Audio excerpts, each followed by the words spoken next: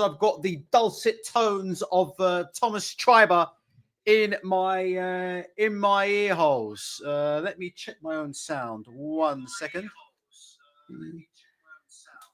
Yes, I am. I'm actually echoing in the background. So there you go.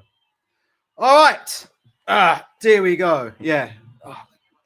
Right. Who's ready for Roadman season? Yeah. It's time for Roadman season to commence. Yes. There you go, as you can see on the screen there. Tables, ladders, and chairs. You all really live it. I really live it. Listen, yeah. If you're enjoying tonight's card and you're like David Adeleye, yeah, you're really with it. What do you say? I really live it. I really live it. Well, we're about to find out who really lives it, yeah? These two used to be friends, innit? Now they're flipping tables.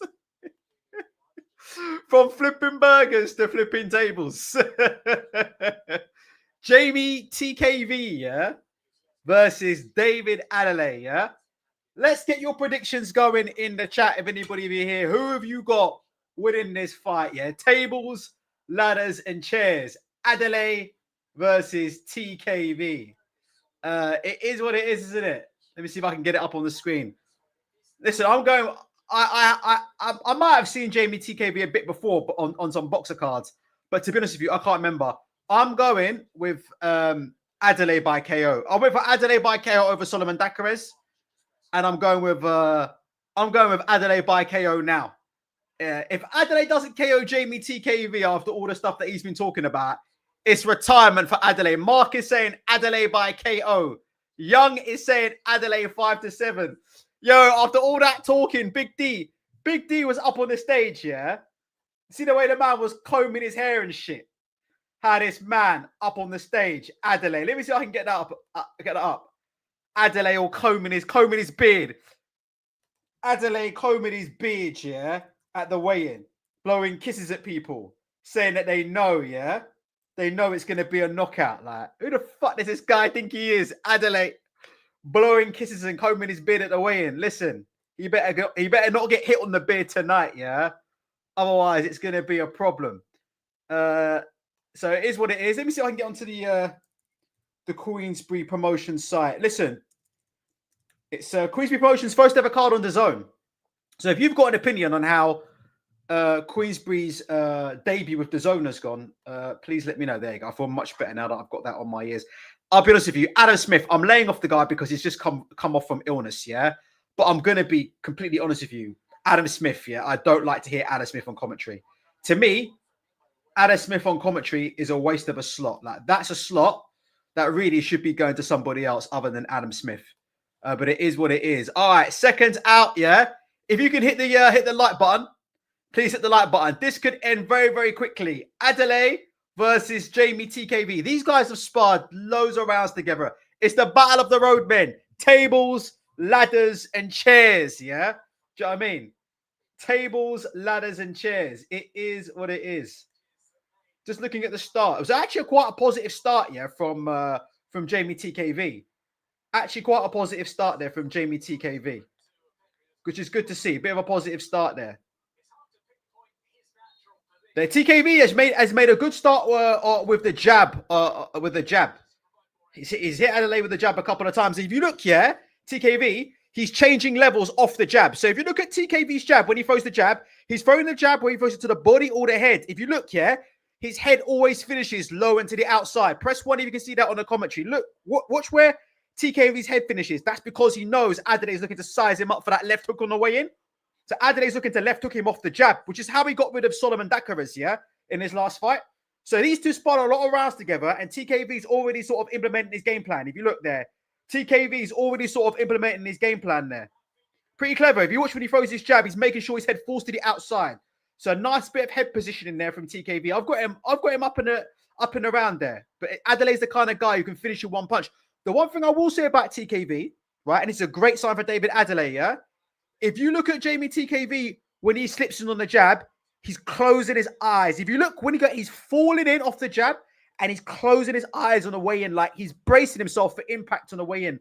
That's not a good sign for me. If you know, if you know, like that tells me that he knows the power's there. Again, these two have sparred a lot of rounds together, but that tells me, yeah, that he knows the power's there. If that makes sense, like he really does know the power's there. Falling in. Look at TKV. It's a good plan, yeah, to jab and then to move his head to the outside. But again, if you just watch, yeah, TKV, he's falling in short off that jab all the time. He's falling in. He's falling in, he's bracing and he's blinking. It's almost kind of a please don't hurt me jab. Like it's not quality offense. It's almost sort of a please don't hit me offense. Can you see there? Press 1 if you can see that in the chat. TKV falling off the jab. He's gonna get sloon, you know. He's gonna get caught. He's gonna get caught with something big if he carries on like that. Could be anything. Could be anything. Adeleye could bring up a right uppercut. He could bring up the chopping right hand. But there, TKV there. He fell in behind the jab, and Adeleye there just backed off and made him fall in. So watch out for that so far.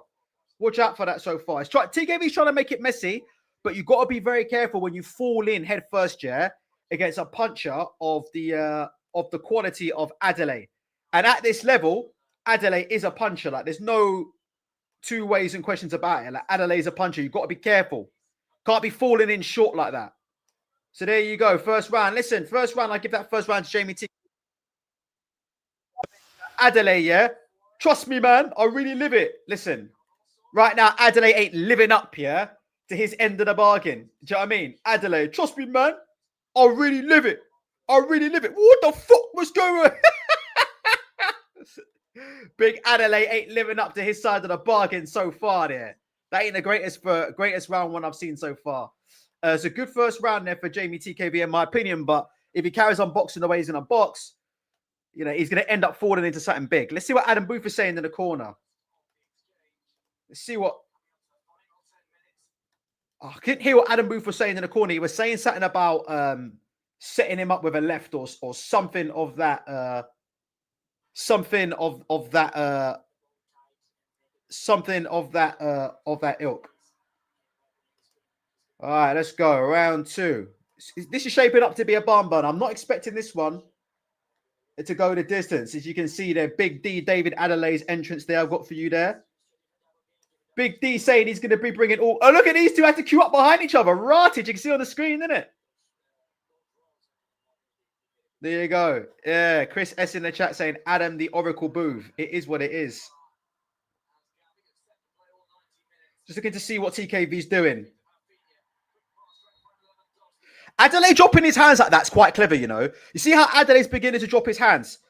Adeleye dropping his hands like that's actually quite clever because, again, with TKV, yeah, TKV's always falling in short and his head's always dropping down to Adeley's waist. So if Adeley's hands are starting by his waist, it makes him actually easier to get the shot off. Press 1 if that makes sense what I just said. Press 2 if you don't understand. Makes sense what I'm saying there. I like that little switch of looks that Adeleye did where he started bringing his hands down to his waist because if TKV is going to fall in short and TKV's head's going to fall down, yeah, to Adeley's waist as he falls in short, Adeley's hands are by his waist. You can get off a quick uppercut. You can get off a quick hook. You can get off a quick something. So you can get something off pretty quickly. So I like that little change of look from Adeleye. But right now, it's a very, very scrappy fight and TKV's making it scrappy.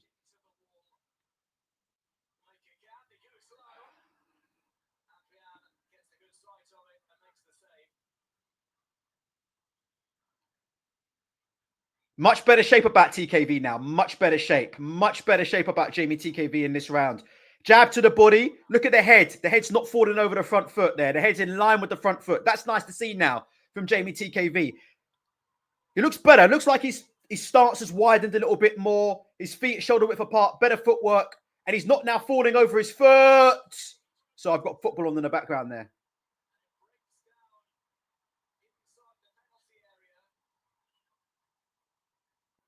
Oh, good short right hand there from Jamie TKV up on the inside. He's making it messy.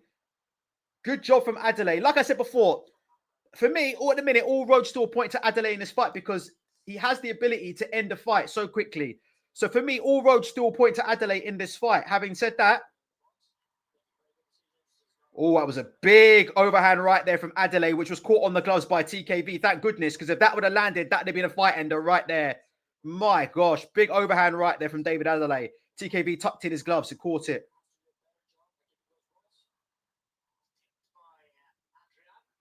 23 seconds to go in the second round. I've got TKV 2 rounds up at the minute. It's a nice, another nice jab from TKV. Another nice jab. Boxing nice and loose there. It's just a question of, yeah, like I said before, is he going to get too loose and get cleaned out? We spoke about him falling in behind the jab. We've talked about his head coming over his front foot, falling down to Adeleye's waist. Oh, Adeleye hit him with a hard jab and an overhand right there. Just again, TKV caught that. Adelaye's got the power to end this in one shot. But like I said, what do you guys think so far? I think the fight's bubbling up very, very nicely. We'll be talking also today about Fabio Wardley versus Jarrell Miller. All right, so Fabio Wardley versus Jarrell Miller, which will be taking place. There'll be a press conference for that. That fight will be taking place at Portman Road. Yeah. But right now, TKV versus Adeleye. Adelaye's got some work to do here. Do you know what it is? Can I say something, guys? If you can hit the like button. We've only got 44 in a minute, but hopefully we get a few more people in. But there's such a thing in boxing. You know, you fall in love with your power a bit too much. You know, press one if you agree with me on that. You know, sometimes in boxing, yeah, you go looking when you know you've got the power to hurt somebody, or when you know you've got the power to knock somebody out. You know what? Yeah, sometimes you just relax a little bit too much and wait for that one shot. And I hope this is going to be one of them fights where Adeleye ends up starting too slow. And sometimes, you know, it happens where you start too slow and you just can't get out of gear. You know, you just can't get out of gear. You can't get out of gear. And I hope it's not going to be one of them fights for Adeleye. Because it does happen, you know. You spar a lot of rounds with the same person. You've hurt that person. You've dropped that person. Or you've dominated that person in your sparring, yeah? And you just, in your head, look, this guy's not on my level. You go into the fight a bit too relaxed. It's a very, very hard thing to do in boxing, yeah? Going up the levels, right? You hear people who've never actually been in a ring talk about like, oh, go through the gears, right? But they don't know what they're talking about. It's very, very hard in boxing. Trust me, yeah, to go through the gears. Like, it's very, very hard to just pick it up and go from like fucking 0 to 60. It's very, very difficult. Sometimes, yeah, you can fall in a rut. Sometimes you can fall into a bad rhythm and you can't get out of it. And like I said before, I just hope Adeleye, yeah, hasn't overlooked his opponent, you know, because like I said before, you can see the power's there. You can see, like I said before, he lands one of them overhand rights. He can end this fight.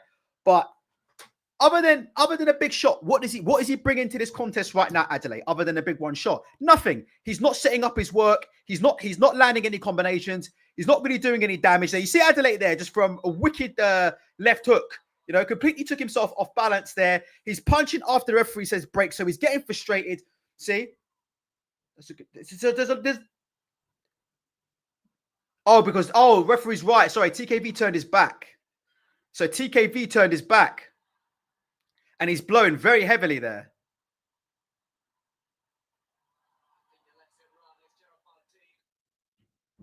So I read that wrong, by the way. It was TKV turned his back. I read that as Adeleye punching him after the break when the referee told him to break, getting frustrated. But actually, TKV turned his back. You should never turn your back in the ring. If you keep doing that, you can get stopped.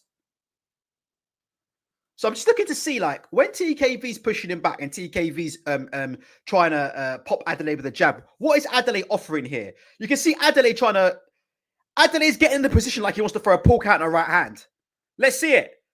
So TKV's got Adeleye backed into the ropes. TKV's throwing feints before he goes. That's what his corner told him in the break. They're telling TKV to make sure you feint before you go because Adeley's trying to pick him up and time him with the left hook on the way in, yeah?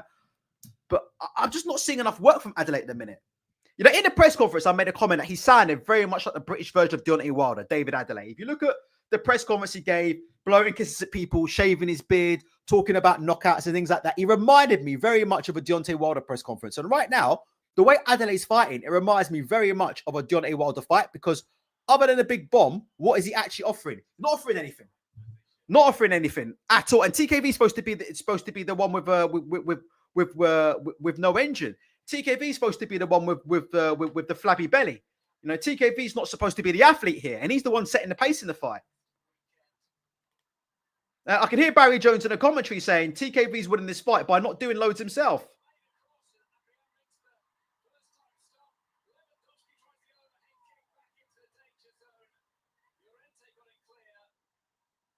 How have you guys got it so far? Big Adeleye, listen, Adeleye in a minute, yeah, is going to get run out of London. Ladbroke Grove, innit? What do you guys think from David Adeleye? This man talked the hottest game I've ever heard, you know. David Adeleye was talking like he was BG from Hot Boys. I'm the hottest of the hot. I be burning up. That was David Adeleye in the press conference. Look at him. Look at him on the left hand of your screen. Adeleye there, eyeing a man up there. Rotted. Adeleye thought he was BG. I'm the hottest of the hot. I be burning up. And now he's got in the ring in it. And this is why I tell you guys all the time, yeah, about boxing, yeah. Boxing ain't about talking. It's not about who gives the best press conferences. It ain't about who flips the most tables. It ain't about who talks the most badness, yeah.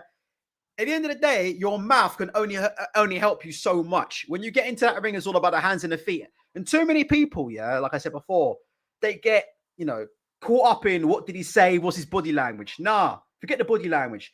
TKV was giving off terrible body language going into this fight. But for me, he's 3-0 up. And he started off with a lovely little jab, yeah, to start off. And like I said before, one thing I like about that TKV jab, like I say, I don't like the fact that his head's coming over his front foot when he throws the jab. But what I like about his jab is that he finishes low off it. So again, look at TKV when he throws that jab. Make sure his head's low and to the outside. Very clever because he knows that left hook's coming. So Adelaye's having a lot of difficulty in picking him up and timing him. One, because of TKV throwing the feints. But two, because of TKV's head position after the jab. It's a very, very clever fight. So Adeleye now needs to think about a different punch selection. JBO is saying Adeleye looks like he's waiting for TKV to gas. Very similar to it's like watching a Deontay Wilder fight, innit? You're just sitting there watching a man do nothing, no jab, nothing, waiting for the one shot. And sometimes he lands it and sometimes he doesn't. But Adeleye at the minute, I don't know if he's got a conditioning problem, but there's just nothing happening at all. Like I said before, nothing happening. Do you know what? I could be wrong about this, right? I could be wrong about this, but do you know what I like to see, yeah? Do you know when a fighter's doing what Jamie TKV is doing and he's trying to change levels off the jab? So he's trying to jab and then slot his head in a low position. Start throwing left hooks, left uppercuts. So left hooks to the body. Because sometimes if you start throwing left hooks to the body, yeah? If you start throwing left hooks to the body, it dissuades the fighter to want to put their head in the way of the punch, if that makes sense. So if you start throwing hooks low hooks to the body, hooks to the hips, hooks to the sides, yeah? It starts dissuading the fighter from wanting to let their head finish up in that position. Otherwise, yeah, their head will run into one of them hooks. So it tends to make a fighter want to stand up taller, if that makes sense. Press 1 if you understand what I'm saying. Press 2 if you don't. But that's a little trick you can do. If you're noticing a guy, yeah, who's trying to come under your shots like what TKV is trying to do. He's trying to jab and roll and loop and finish low on the shots. Start aiming for the body, arms, and hips. Because what you don't want to do, yeah, is bring his head too low and get his head taken off by one of them hooks, if that makes sense. So what they try to do then is they tend to fight taller, stand up taller, and bring the chin up, and then you can go with a shot. But I need to see a little bit more of a nous there from Adeleye at the minute, because he looks gone. I mean, listen, this fight, Adeleye, yeah, this fight's going to run away from him. I mean, I will say one thing: it's a 12-round fight, so that plays in Adelaye's favor because it's a 12-round fight and he needs 1 round, yeah, to get this done. But I'll be honest with you.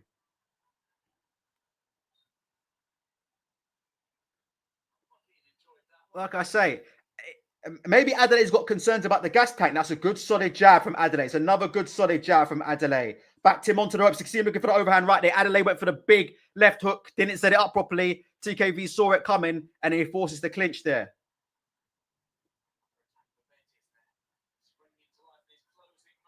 There you go. I was watching the football a bit too much instead of watching that round. How did you guys have that last round? It looked like maybe still a TKV round, but a better round from Adeleye there. But maybe TKV. God, Charlie Parsons on DAZN. Well, one of these days, yeah, we're going to have a chat about DAZN's new coverage. It is absolutely awful. I mean, for me, Adam Smith shouldn't be anywhere near commentary. I'm so glad, yeah, that Adam Smith's healthy again. You know, I'm so glad that, he's alive and healthy. But for me, taking a mic away from Richie Woodhall to give a mic to Adam Smith, is absolutely outrageous. Just in my humble opinion, like, you need people who know about the sport of boxing.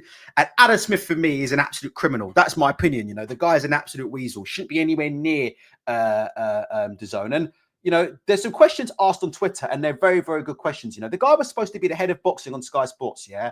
And all of a sudden, yeah, you know what I mean? If you look at how he sort of ruined boxing on Sky Sports, for me, he was the author of Sky Sports' demise. Press 1 if you agree with me that Adam Smith is the author of the demise of Sky Sports Boxing. He was the one who brought in that fucking uni student idiot in Ben Shalom. He was the one who bought into Boxer. I think he had a stake in the company or was part of the company, signing Sky into an exclusive deal with some Burnell uni student. The guy is an absolute complete moron. He's a nice guy, Adam Smith. No question, he's a nice guy. But being a nice guy shouldn't be enough to get you a job, yeah, on the premium boxing channel in the world. What do you guys think about that? That's my opinion. Like, shouldn't be enough. Like, do you know what I mean?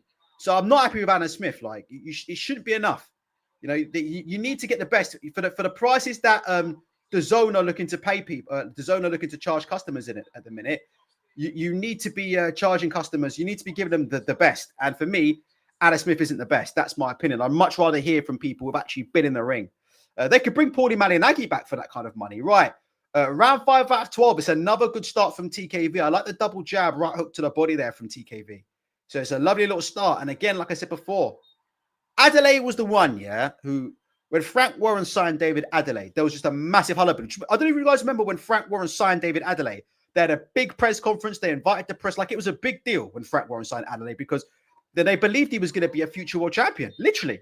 But at the minute, yeah, David Adeleye, British level, you know, that's what he is, isn't it? Oh, sorry about the football in the background. You'd have to ask questions in it about David Adeleye, British level or not, because right now, like I said before, it ain't looking too good. Loading up on his shots there. He had TKV.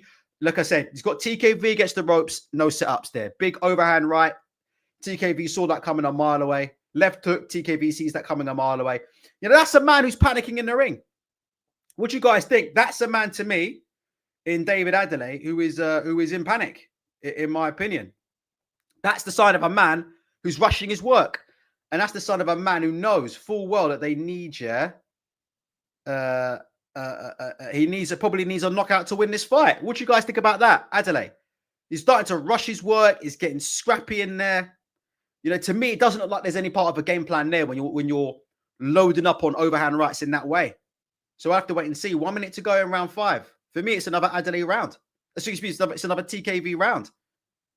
You know, to me, if we're being 100% honest, referees breaking them up there for a bit of shenanigans. Mark H is saying he looked a bit panicked against Wardley as well, in my opinion. But Wardley has the punch power. You know, so with TKV, I wasn't expecting it because Wardley, we knew Wardley had the power to do something to Adeleye because if Wardley's got anything, he's got a serious dig. But TKV, we weren't too sure about. But we'll have to wait and see.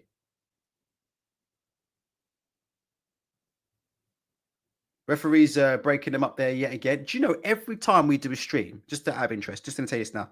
Every time we do a stream, right, for some reason, Barcelona are playing. And every time we do a live stream, they don't win. Every single time. I cannot believe it, man. Big opportunity tonight to go 6 points clear the top of La Liga. And they've completely fucked it. Unbelievable. Unfucking believable. It's always when I'm streaming as well. Always when I'm fucking streaming.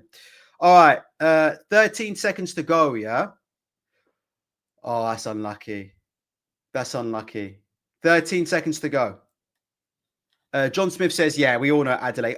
I thought, like I said, I didn't think that there you go. Barcelona have absolutely fucked it. It's in fucking.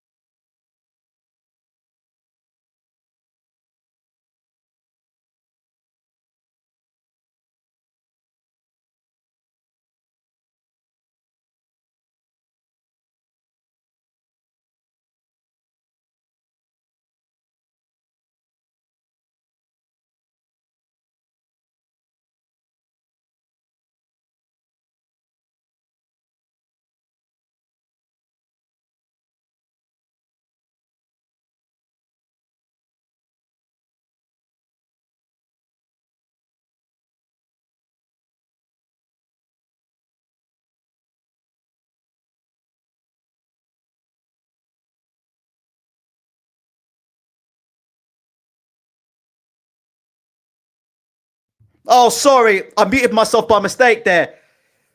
He is the British Deontay Wilder. What do you guys think there? That finishing was terrible. What do you think? Oh, it's over. You know what? The referee saved him there. The referee saved him. Adeleye there. That was a terrible performance, but it was what it was. Adeleye always had the power to end it in one shot. But let me tell you something right now. And I like David Adeleye a lot. So I'm not saying this in a bad way to David Adeleye because I like David Adeleye a lot, yeah? But one, David Adeleye is the British Deontay Wilder. Press one if you agree with me. Press two if you disagree. Like, David Adeleye is the British... Did you see that finish? When he was literally windmilling at the end, yeah? Adeleye, windmilling at the end. That is Deontay Wilder, Adeleye. Windmilling. And he landed none of those shots, by the way. It was the first shot he landed. Just TKV never got his legs back from that. But the finish, Adeleye had no legs. TKV had no legs. JBO saying Adeleye is not as good as Wilder. It's not a good performance. It's not a good performance at all, to be honest with you. But let's have a look at the finish. TKV head low. It was a left hook that caught him on the top of the head. Oh, that's the finish. The finish. I want to see the first punch. Typical DAZN not showing the punch that actually stopped the fight. Let's have a look. Oh, it was a short left hook.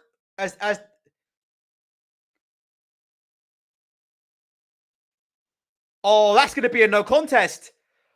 That's going to be a no contest. That's going to be a no contest. That's a rematch and a no contest. So the referees broke them up and he's grabbed TKV's hand and then Adelaye's had a free shot with the left hook and stopped him. He grabs his arm.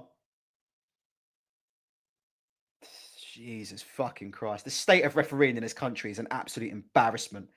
What do you guys think about the state of refereeing in British boxing? You know, the British Boxing Board of Control are just an absolute fucking disgrace. Press one if you agree with me. Press two if you disagree. That the British Boxing Board of Control are just an absolute fucking disgrace. You know, week in, week out, these guys get it wrong. Am I right or am I wrong about that? What do you guys think? Week in, week out, it's these British Boxing Board of Control refs that absolutely fuck a guy over. It's like, all we want to do now, yeah, if they're not giving fucking terrible decisions because they double up as judges, if they're not giving terrible judging decisions, can you see Josh Kelly in the fucking corner wrapping up David Adelaye's hands? He's not celebrating at all. Do you know why? Because he knows that's going to be a fucking no contest and a fucking rematch. That's an absolute fucking disgrace. Let's go live on Twitter and see what people are saying. I didn't see it. I didn't see the shot. I was just looking away and the shot landed. I thought it was a short hook inside, but that's got to be a rematch. There's the commentary there. Horrible Harry Scarf. He's actually one of the best fighters in this country, by the way. Shout out to Harry Scarf, one of the best fighters in this country. Was just saying how terrible the ref was, but of them, poor for a British heavyweight title, them two, Adeleye is terrible. Big Dave says, I think the British Boxing Board of Control they're going to have to order a rematch. That referee's absolutely cooked it. I mean, they can do the right thing now, right? They've got the benefit of replay. They've got cameras and stuff ringside. They can just say, look, we fucked up. Right? It's a no contest. The referee fucked up. Andy Purwell, you all know who he is. That is terrible from the referee. He called break and Adeleye hits him. Appalling. That's a disgrace. 1 second. Wow. So officially Adeleye is getting the win, but I think we all know that's going to be overturned. People are saying Adeleye should be disqualified for that. You can see here, these British referees are so trash when it comes to protecting boxers off the break. How can you let Adeleye get a clean hook on TKV? David Adelaye's stock has never been lower. Like, this is way worse, yeah, than the Wardley fight. There was nothing wrong with the Wardley fight. Adeleye took a gamble, stepped up, and he lost fair and square. But for me, to talk the kind of rubbish he was talking, here's Ade. Yeah? Let's see what Ade's got to say to him. 1 sec. Guys, get your comments in the chat. Hit the like button. Let's hear it.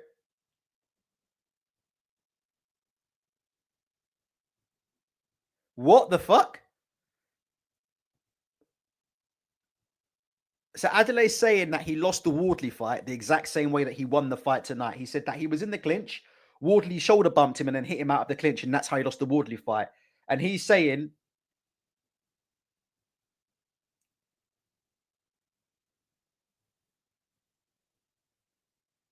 I'm just listening to Adeleye. Okay, so Adeleye is saying, he said to the crowd, Adeleye said, he apologizes for the performance tonight. He says it wasn't the most fan-friendly performance, but he's saying it was all part of his game plan. He said he wanted to take his time. He says he's been in the gym with Jamie a lot. He says he knows exactly the shots he's going to throw. Can I ask you guys a question? Press 7 if you believe that, and press 8 if you don't believe David Adeleye. David Adeleye said, yeah, there was a method to the madness tonight, and it was all part of the plan. He said he knew exactly what kind of shots Jamie TKV was going to throw, and he was waiting for the shot. What do you guys think? Press 7 if you agree with Adeleye, and press 8 if you disagree, and then I'll give you my opinion on that. Because I think David Adeleye's stock has never been lower than tonight. Because listen, yeah, I like David Adeleye. I think he's very entertaining, and I like him as an individual, yeah? But can I say something? If you talk and intimidate people the way that Adeleye intimidates people, you've got to be able to back it up. And to be honest with you, I have to be honest with you, David Adeleye didn't back it up tonight. To me, I'll be honest with you, a lot of you guys are saying 8, yeah? I'm going to give you my opinion. For me, it's an 8. You could see by the finish, yeah, and you could see by the way he was loading up and missing on his shots. To me, that wasn't part of a game plan. I agree the game plan may have been, look, like I said before, timing with an overhand right, timing with a left hook. I agree, that was the plan. But I don't think the fight was going to plan. Does that make sense what I'm saying, guys? I don't think the fight was going to plan. I think it was part of his plan to walk TKV onto a shot, but I don't think it was part of his plan to for the fight to go the way it went at all. Because to me, he was losing that fight. And to me, it looked like he was running out of ideas. And like I said before, he was waiting for that one shot. Let's see what TKV has to say to Ade. One sec. Just want to hear what TKV has to say to Ade.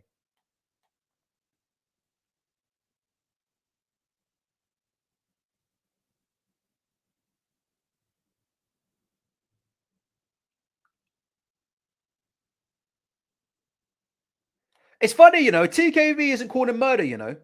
That's very strange, isn't it? TKV isn't calling murder at all, but there needs to be an immediate rematch of that for me, like I said before. Shevin is saying, see Adeleye fight before he has a good tank. I think the plan was to wait for the opponent to gas out, and he saw that wasn't working, so he pressed it. So you believe it, kind of. JBO says, Adeleye looked awful, but I think it was his plan to wait out the early rounds. The fat lad says, so what's Adeleye saying? Oh my, Adelaide is absolutely deluded. Jamie saying, I don't want Adeleye. I don't want Adeleye saying, I don't want Jamie to get no hate from my fans. What fans, David Adeleye? What do you guys think about that? Adeleye must live in the clouds here. David Adeleye. David Adeleye legit said into the mic, listen, I just want to say I don't want my fans to give Jamie no stick. What for? You're the only one getting me stick, David, is you. Because apparently, yeah, and it's not all your fault, David, but you've punched somebody after the bell. The referee's made an absolute almighty hoo-ha. If you look at Twitter right now, I've got to be careful because I can't show this. So I've got to be careful. But let's have a look here if I can do this without. There you go. Oh, I can't. Here's it here. You guys can see it there. So I'm just going to stop it here. There you go. So that's the shot. I'm not going to play it any more than that. All right. But that's the shot. So you can see the referee there is in the middle there, and he's called him break here. And Adelaide's there. He's done what he's done. He's clocked in clean with the left hook. And that left hook's changed the fight. Up until then, TKV was up in the fight. I'd like to see the cards. But TKV was well up in the fight until then. Adeleye, imagine, Shevin. What fans? Adeleye, crazy. Adeleye telling his fans, his mystery fans, Adeleye telling his fans, yo, please don't, I don't want you to say anything bad, yeah, about Jamie TKV. Listen. Half of the internet right now shitting all over David Adeleye. They ain't saying nothing about no Jamie TKV. So it is what it is. There you go. Right. It's now time for the main event. It is what it is. There you go. This guy had it TKV 4-1 up until the stoppage. Worst fight I've seen in a while, Adeleye versus TKV, but the ref performance was even worse. He literally moved TKV's hand and said break, and then let Adeleye hit him with a clean shot. Why can't referees just own up and admit when they got it wrong, innit? Do you know what I mean? Why can't referees just own up and admit when they got it wrong? Do you know what I mean? Like, they just need to admit they got it wrong, innit? Like, that referee's there trying to say and pretending that he made the right decision there. Anyway, we'll see. We'll see if it gets overturned by the British Boxing Board of Control. I want to hear what Frank Warren's got to say about this, but Adeleye needs to go into a rematch, yeah? And like I said before, he's the British champion, and I like David Adeleye a lot. I think he's very entertaining fighter. I think he's going to be in very, very entertaining fights. I think he's very entertaining outside of the ring, yeah? But if we're being honest, British level for David Adeleye. Is that it? What do you guys think? Yes or no in the chat right now? British level. Is that it for David Adeleye? I have to be honest, yeah. I think it might be, you know, which is an achievement, by the way, because British level is very, very good. Like, you know, the standard to become a British champion, it's not like you're fucking champion of Mozambique, yeah. The standard to be British champion is very, very high. So there's no shame in it, yeah. But I'm just saying, I think any kind of hopes of David Adeleye being world class anytime soon, we need to put those, to rest in it. Put those to rest in it. Put that in the oven at 200 and set it to 3 hours. Yeah, because forget that. Kevin B says, who wants to see that again? Dreadful. DSN says, got more in his locker. Foot Locker, maybe. David Adeleye got more in his locker. Foot Locker, maybe. David Adeleye may be working in Foot Locker very, very soon if he doesn't get his act together, yeah? And start putting together some clinical performances. Foot Locker is where David Adeleye will be, or JD Sports. So it was what it is. Jerome Isaac says the ref was Adelaye's corner man. This DAZN lineup is as bad as it gets, you know. I have to say, but you know who you've got to blame for that? Turki Al-Sheikh, you know what I mean? There you go. You got to blame that. Don't worry about Turki Al-Sheikh, yeah? I've got a few words for Turki Al-Sheikh coming, yeah? Hopefully an episode near you soon. But see what I'm saying? See this terrible lineup on DAZN, yeah? What's her name? That broad, Ali something, with Charlie Parsons backstage. Do you know how fucking bad this DAZN broadcast is? You know what? I'm not joking, yeah? It's just as well I'm around a friend's house watching this for free. I mean, you lot are fucking legit paying 20, 30 quid or whatever quid it is a month for this absolute garbage. This is some of the worst boxing coverage I've ever seen, this whole lineup. Adam Smith, this broad here, Charlie Parsons. It's absolutely disgusting. But you know what? Like I said before, you know who you've got to fucking thank for that?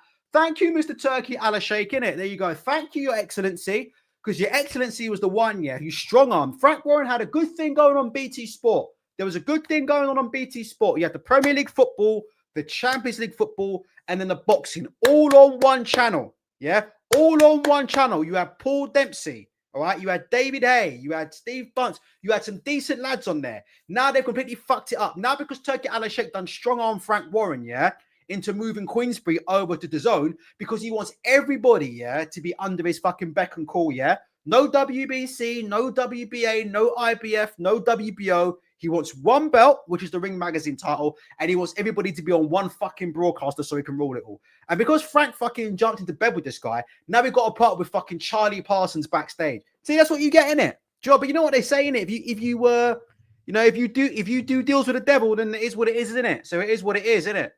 There you go.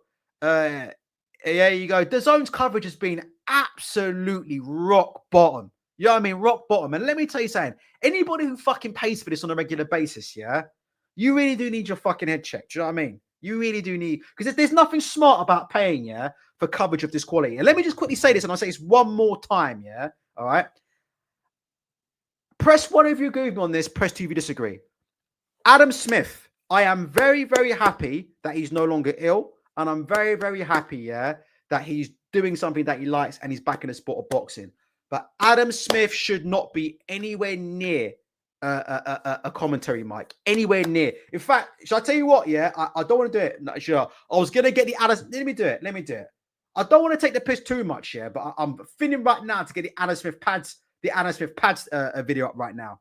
I mean, listen, if you don't know anything about boxing, yeah? You shouldn't be on TV talking about boxing. It's not a hard concept to understand, right? If you're going to charge people £25 a month, yeah, for DAZN, right? Right? You're saying DAZN is the home of boxing. Then for that kind of money, give me a Paulie Malignaggi. For that kind of money, give me a Roy Jones Jr. Are you with me, guys? Give me someone who's been in the ring. Give me someone who's got experience. Give me someone who's been in the gym. Give me someone who actually understands boxing, who understands, who trained the fighter, who's been in the gym. Give me someone who's been put down by a body shot. Give me someone who's been knocked out in the ring. Why are you giving me Adam Smith? And you know, like I said before, it really does annoy me because it's more of just everything that's fucking wrong with British boxing at the minute. Jobs for the boys, isn't it? It's jobs for the boys, you know? You fuck up Sky Sports, right? You fuck up Sky Sports. You completely fuck up Sky Sports and hand them over to Boxer, who are the worst promotion in boxing, Boxer, yeah? They are the worst promotion in boxing, bar none. Shall we talk about Boxer sending the incorrect contract to Ben Whittaker? This is the outfit that Adam Smith, yeah, personally signed and signed Sky Sports into an exclusive deal with. Am I lying or am I not lying, guys? Adam Smith, the guy who's now failed with Sky Sports Boxing and Boxer and has now fallen into a cushy job on DAZN. Because that's what it is in British boxing, isn't it? It's jobs for the boys. Darren Barker. Why is Darren Barker on commentary? Everybody knows Darren Barker's goddamn awful at commentary. Everybody knows that Darren Barker could put a fucking glass ice leak. Everybody knows that Darren Barker is more potent than Rahipno. But because Darren Barker is in a relationship with I'm not going to say her name, but because Darren Barker's wife works for Matchroom, how do you think Darren Barker's found his way into all these commentary gigs? What? Because he's fucking talented. Because he's got a natural talent for being in front of the mic. No, of course not. His wife works for Matchroom. Let's just call it how it is. I'm not being disrespectful, but let's call it how it is. Why has Darren Barker got a job on comms and Paulie Malignaggi hasn't got a job on comms? Can somebody explain to me? Is there a reason? Is this the best we can do in British boxing? No. It's because he's married to someone who works at Matchroom. So he's mates with Eddie Hearn. He's married into Matchroom. So it is what it is, isn't it? So he gets a job on fucking commentary. And the rest of you idiots are paying £25 to listen to his fucking dribble. And Barry Jones, Jesus, I've never seen, an old, bald-headed man fucking drag out, an ancient WBO title. I've just never seen, Barry Jones, I've never seen someone make the most of a WBO title in all my life. That's all I'm saying. Like, I swear, I thought Audley Harrison milked that Olympic gold medal. Press one if you're still with me or you're not with me. But I'm honest, I thought Audley Harrison milked, that Olympic gold medal. But Barry fucking Jones, Jesus Christ, man. This guy won a WBO title and the WBO was like the fucking depths of this. The WBO was a fucking joke, man, when he was a world champion. Do you understand? When he was WBO world champion, the WBO isn't what it is today. The WBO was a fucking joke. The WBO is like what the fucking IBO is considered today. It's a fucking Mickey Mouse world title when Barry Jones won that fucking belt. I've never seen somebody drag out a WBO as much as he does in my life, man. If you're going to charge me 25 quid a month, then give me the best of the best, man. Don't give me these tired ass. That's just my opinion. It does annoy me, But like I said before, British boxing, innit? Jobs for the boys, innit? That's what it is. Look what they get in America. Let me quickly say this before. I know the Joe Joyce fight. So let me quickly say this. Look what they get in America. Sean Porter. Look at some of them PBC commentators they get on. Proper commentators. Proper fighters. What do we get? We get a bunch of garbage. Anyway, Joe Joyce is the end of Joe Joyce is now. Sorry about that, Ram, but the end of Joe Joyce is about to start. Let me just get the thing on. It's Jarrell Miller. How many times drug cheat Jarrell Miller? 3-time drug cheat Jarrell Miller is now standing in a ring as he's about to be fighting Fabio Wardley. So they're promoting this. The press conference for this will be tomorrow, I believe, at Portman Road. A stadium fight. Jarrell Miller. Now, a lot of people are saying, oh, Jarrell Miller, why is he getting such an opportunity? He's a drugs cheat. Well, I will say this now. If it makes you feel better, 90% of Jarrell Miller's purse is going to be going to 90% of Jarrell Miller's purse is going to be going to Dimitri Salita because he owes him. So if you're being honest, Jarrell Miller really isn't getting the opportunity at all. Dimitri Salita is getting the opportunity. So for those of you who are worried that Jarrell Miller is going to be making lots and lots of money for this fight with Fabio Wardley, I can tell you right now, Jarrell Miller is going to be making about fucking £2.50 for this fight with Fabio Wardley. All this money is going to Fabio Wardley and Dimitri Salita. So there you go. But if you're interested, Fabio Wardley and Jarrell Miller, will take place Portman Road stadium fight. Listen, I think in terms of matchmaking, I think it's exceptional matchmaking from Frank Warren because I think it's a perfect introduction, for Fabio Wardley at world level. Jarrell Miller's got a very, very, very good engine, Jarrell Miller. He's got an exceptional engine. He throws a lot of punches. And like I said before, fighting Jarrell Miller will test your heart. It will test your conditioning. There's a lot of things it will test. So for me, Jarrell Miller is a very, very good introduction, entry level. I call it an entry level world level fight, Fabio Wardley's doing his apprenticeship, all right? He's doing his apprenticeship at world level. And Jarrell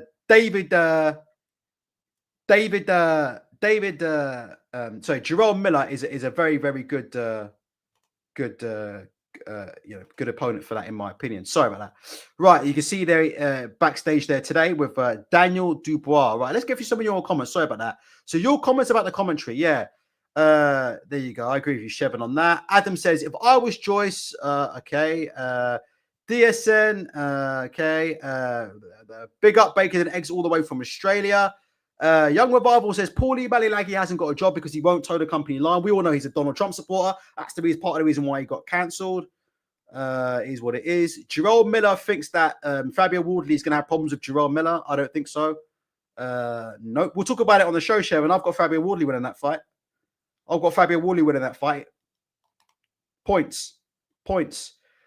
John Smith says, feel sorry for Joyce. Right, guys, give me your predictions. Joyce versus Wardley. In fact, Joyce versus Wardley. Joyce versus Hrgovic. In fact, let's get up the poll. The poll of justice. The poll of justice. All right. Who wins and how? Give me your predictions. Joe Joyce, Filip Hergovic. I want you to tell me not just who wins, but how, please. And then we can come back and say, I told you so, yeah, in the chat afterwards. I'm going to get the poll up. You're watching this on YouTube. You can vote on the poll afterwards, all right? So here we go. There's the poll. The poll is now up in the chat. Hey, only 20 likes. Do me a favor, yeah? Hit the like button. Only 20 likes so far. If you can please hit the like button, that would be very, very good, yeah, for me. Thank you very, very much there. If you're just joining us, yeah, David Adeleye, very, very controversial decision over Jamie TKV. The internet is in uproar, yeah, over this. The consensus is that the referee has asked the two to break. He's held TKV's hand to stop him from punching, and then Adeley's given him a short left hook on the inside and basically got on and stopped him. TKV was about 4-5-1 up in the fight until that happened. Most fans on the internet are calling, yeah, for an immediate rematch and for the fight decision to be overturned and declared a no contest. So there will be news on that shortly. So that was that. All right. Coming up here, we're waiting for them to go in the ring. Joe Joyce versus Filip Hergovic. Yeah. Now, all in a minute.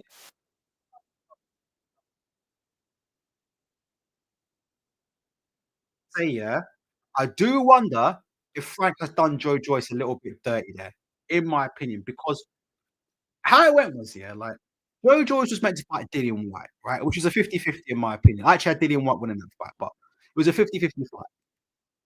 Frank Warren then brings in Hrgovic, right, at short notice. Now, in my opinion, Hrgovic is a harder fight for Joyce than Dillian White is.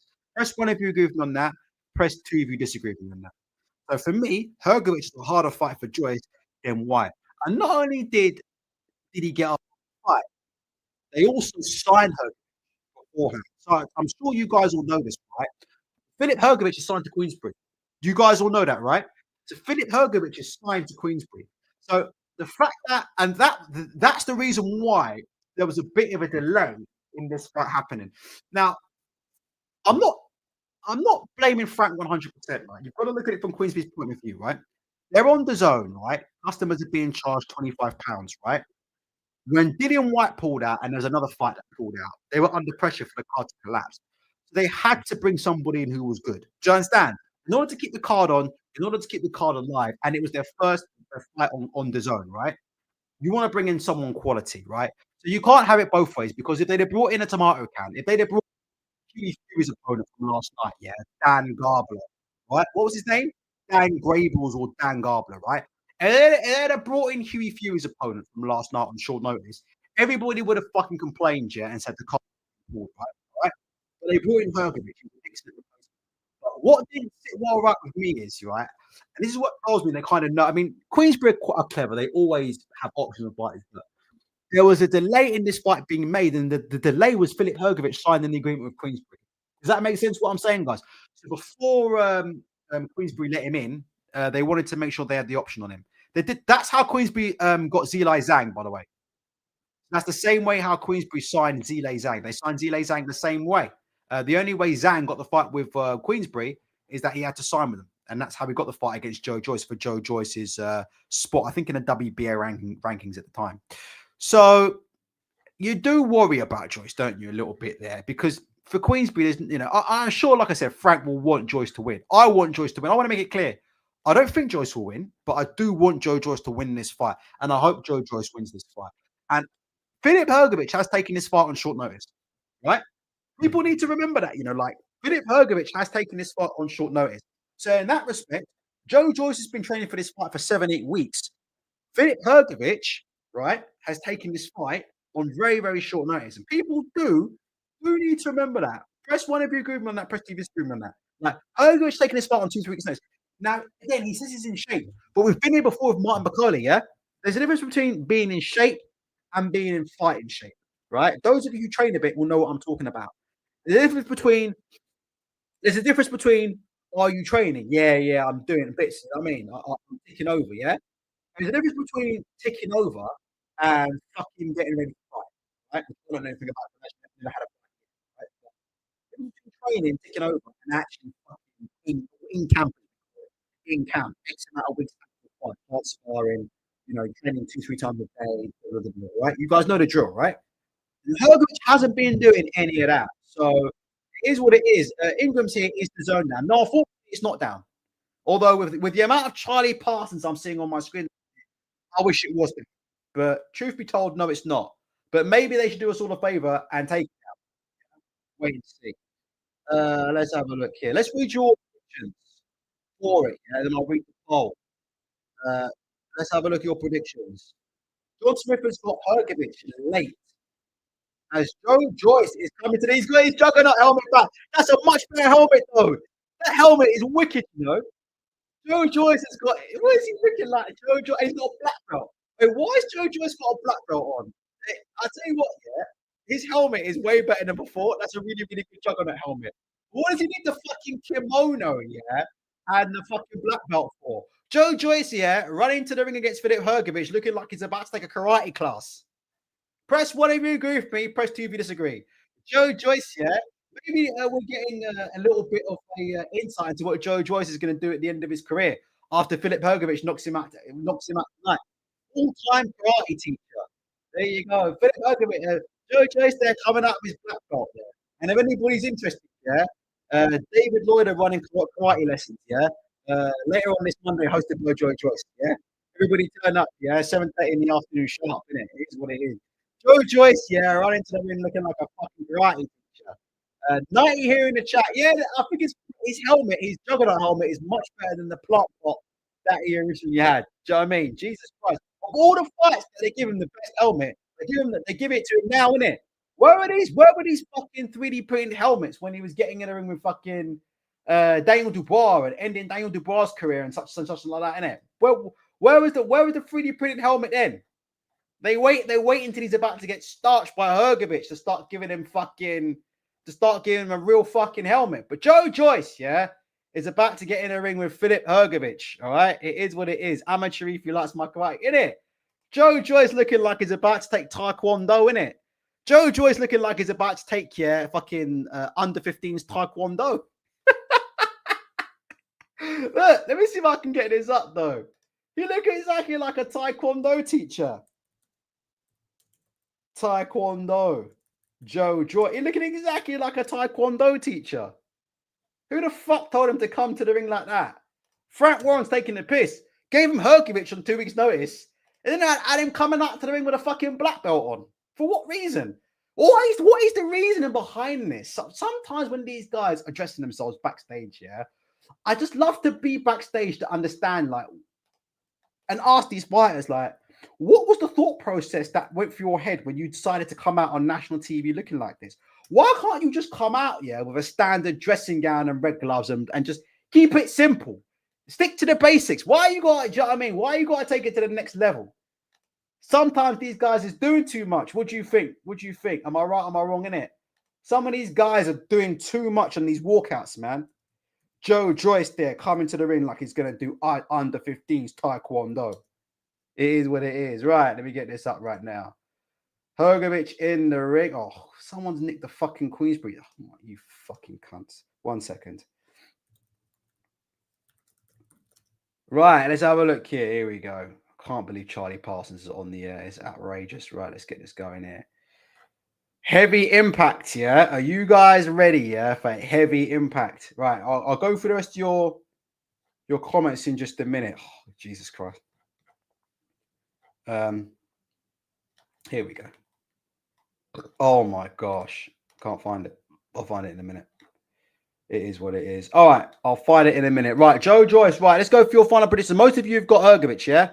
Hrgovic by KO. Hrgovic UD. This fight ain't going a distance. This fight ain't going a distance. Hrgovic by UD. Hrgovic winning late. Hrgovic TKO. This fight ain't going a distance. Oh, big up Ryan. Ryan, if you want to call in, you're welcome to call in, you know. Big up you and yours, Ryan, watching right now as I'm having technical problems right now, trying to get onto the even Ryan is tuned in for the demands of Joe Joyce. Ryan, does your little one do taekwondo, yeah, as well as boxing? Doesn't Joe Joyce, yeah, come into the ring in that fucking black belt? It looks like a fucking under 20s taekwondo teacher. Trust me. He'll be at your gym, Ryan, pretty soon, teaching classes, you know. 100%, yeah, after Hrgovic is finished with him tonight. Right, it is what it is. It is what it is. And let me say one thing before we get going, all right? Let me say one thing before we get going. Joe Joyce, yeah, there's no footwork there's no head move. You're not going to learn head movement. What Joe Joyce needs to do is use his feet and not use his head. Sorry, I'm just getting going. Around 2 minutes 55, yeah? In round 1 out of 10.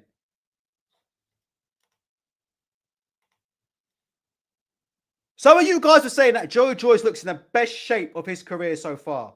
So we'll have to wait and see. You guys are saying Joe Joyce looking at the best shape of his career. There you go. There's Joe Joyce's juggernaut helmet. It's a brilliant helmet. Give Joyce a mark out of 10 for that helmet. It's a brilliant helmet.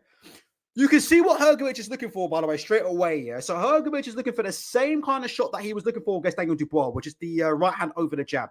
So that's the shot that Hrgovic is looking for. You can see that straight away. It's right hand over the jab. And if you look at Joe Joyce, right, one of the problems that Joe Joyce has had with his jab, yeah, is that Joe Joyce pushes his jab. His jab is not a snappy jab. So because Joe Joyce's jab is not a snappy jab, one of the things in boxing when they tell you snap your jab is so you snap your jab, your hand comes back to your chin a lot quicker. Does that make sense? Press 1 if you're with me, press 2 if you're not. Does that make sense what I'm saying? So one of the things when in boxing they tell you, be snappy with the jab. One, obviously, because it can generate more power if you throw it with the correct technique and things like that. But obviously, another reason to be quite snappy with the jab is because it comes back to your chin quite fast. If you snap it in and out, it comes back to your chin and you can protect yourself from a counter shot. But if you look at the way Joe Joyce always throws his punches, yeah, particularly his jab, he pushes his punches. Can you see? Watch Joe Joyce, yeah? You watch Joe Joyce for a regulation 1-2. Go and watch him now. 1 minute 25 to go, yeah? And he's taking the usual right hands to the chin clean, yeah? But Joyce is going to get stopped. You can see straight away that Joyce is going to get stopped, yeah, unless something happens in his fight, like you know, unless he lands a miracle shot, yeah, or unless his chin suddenly come back, he's going to get stopped in his fight. But if you look at Joyce, he pushes his shots, he pushes his work, and because his work's not snappy, yeah, because he pushes his shots, and because he pushes his shots, he pushes, he falls over behind his punches. He actually, Joe Joyce does the work. Oh, Hrgovic is cut already over his right eye. Left eye. Is he cut? It looks like Hrgovic is cut. I mean, Joyce is already in trouble. You can see Joyce is already in trouble here. But Hrgovic looks cut. There you go. You can see Hrgovic with the standard 1-2 over the top. And you can see there, Joyce, you know, again, you see there, Joyce pushed the jab, Hrgovic with the right hand over the jab. You know, in boxing, they say the jab is the most important punch in boxing, right? Which it probably is because, you know, the lead hand enables you to set up your offense and set up your defense. And Joe Joyce just has no lead hand. Now, if you can look Joe Joyce now, press 1 if you can see. Can you see Joe Joyce leaning back? Look at his balance. Can you see Joe Joyce leaning back? Look at his stance. Can you see Joyce leaning back there? He's in his stance. He's in a wideish stance. And can you see him leaning over towards his back foot? So he's got absolutely no power. He's got absolutely no balance. Press 1 if you can see that in the chat right now. You see Joe Joyce. Can you see in his stance? And can you see him leaning over? Can you see his torso is leaning over towards his back foot? So he's leaning over. He's in that please don't hit me kind of stance. He's in it, and his torso is leaning over towards his back foot. You can't box out of that. Do you understand? Like, you can't box out of that. That's not possible to box out of. There's no power in that. Can you see that? Yeah? Press 1 in the chat if you can see what I'm saying, Joyce. Watch out for that. Watch out for his stance. Yeah? Because he gives up, right? He starts getting hit with shots. He starts getting hit with shots, right? And he's, well, I haven't got the feet. I haven't got the feet to get out of the way, and I haven't got the hands to get out of the way. So what he then tries to do is lean over and lean out of the way of shots. But when you lean over and you put all your weight on your back foot and you're leant over backwards like Joyce is, you've got no offense either. He takes all his offense out of the picture. Do you see him there trying to throw winging sort of right hooks out of that stance. It was awful. So watch out for that. Joe Joyce, no bats. A lot of people think Joe Joyce's problem is his head movement. He's a big guy. Joe Joyce is a big 6'6" guy. At that height and weight, you don't really want guys to be moving their head so much and behaving like Pernell Whitaker. Do you understand? Like, what you want from these guys is footwork. Did Vladimir Klitschko have great head movement? No. But was Vladimir Klitschko hard to hit clean? Yes, he was later on in his career. Why? Because Vladimir Klitschko had a good judgment of distance, which Joe Joyce does not. And good judgment of distance starts with feet positioning and starts with balance. And Joe Joyce doesn't have balance. And he has no lead hand game, as we watched there. So again, we decided dissecting Joe Joyce, who's continuing to take punishment going into the second round, yeah? So like Joe Joyce for me, and I hate to be harsh, but Joe Joyce is like, he's a masterclass on how not to box. And I don't want to be disrespectful in any way, shape, or form, but I have to be honest and call it like I see it, yeah? Joe Joyce is a masterclass on how not to box. So if you look at his guard at the minute, press 7 if you can understand me on this. Look how wide his guard is. And look at the gap between his left hand and his right hand. And look at how he's just wide open for anything going down the middle. Just look at his guard. Do you see his guard? Press 7 if you see what I'm saying. His guard is open. Can you see how far apart his hands are? You look how far apart his hands are. And that fucking massive gap that he's got going down the center line. The guy is wide open down the center line every time. Hrgovic is cut over that left eye. I wonder if that's the cut that Daniel Dubois opened up. So we're going to have to see, because it's a 10-round fight and that cut's opened up in round 2. So that's going to give Joyce a little bit of hope, coupled with the fact that Hrgovic is taking this fight on short notice. But let me just say, can you see that Joe Joyce guard? Basics in boxing, yeah, is you want to close the gap, yeah, down the middle. So you want to keep your arms and elbows tight. Keep your arms and elbows close together. And you also want to turn, yeah, into what's called sort of almost like a bladed stance, yeah? We'll talk about that another time. But in boxing, one of the first things you learn in boxing is to hold your hands up properly, but to also, yeah, like I said, have a proper guard. And part of having a proper guard in boxing, what you want to do is you want to eliminate straight shots. Yeah, are you guys with me? Yes or no in the chat? You want to eliminate straight shots, and you want to eliminate straight shots by minimizing the area down the middle for free shots, because those are the easiest shots to land, are the straight shots. And Joyce doesn't do that. But he seems to be, like I said before, turning this fight somehow, yeah, into a bit of a war of attrition. And Hrgovic has got that cut. And like I said before, do you see Joyce? Joyce leaning over like that is terrible. But like I said, it's got the job done for that combination. Good right hand there from Filip Hergovic. But like I said before, you know, he hasn't. It's a short notice fight. He's beginning to huff, you know, Hrgovic, you know. Straight right hand down the middle. Straight right hand. I mean, Hrgovic can't miss Joyce. But is it going to be the case of Joyce is going to be able to do a juggernaut and weather the storm? What do you guys think about that? John Smith saying he's riding a lot of Hrgovic's shots. Pete Haven says Joyce boxing better here than he did against Del Boy. Are you guys for real? I ain't sure about that. Let's see. Let's see. I'll pay attention more closely in the third round. Danny Gallagher saying Hrgovic feeling sorry for himself. Well, he must be, because he's taken a fight on short notice, yeah? And that fucking same cut, is it that same cut against Dubois that's opened up again?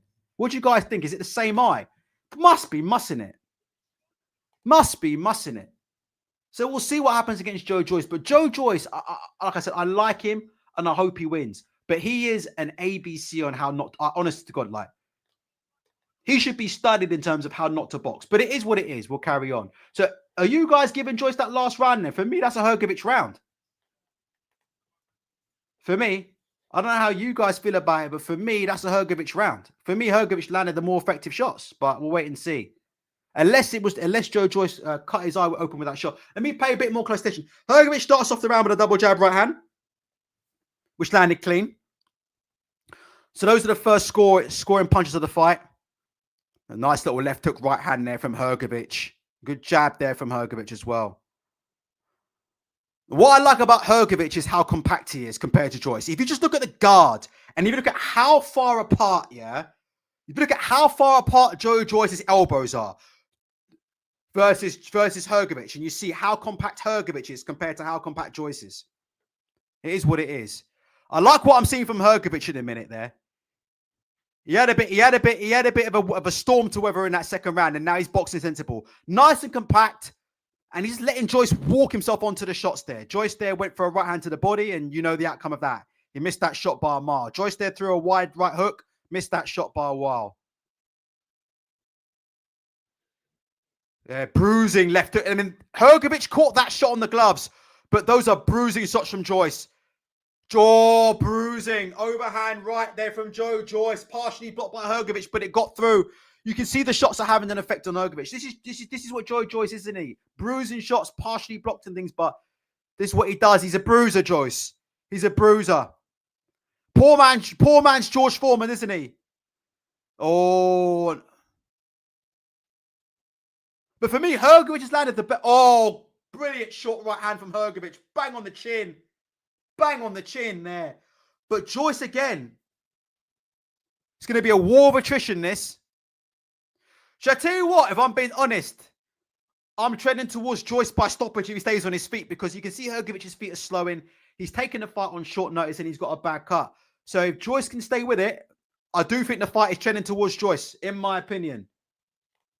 Roxter says you have to stop Joyce because he's won most of his fights by just being stronger and fitter and by walking down his opponents. I'll be honest with you.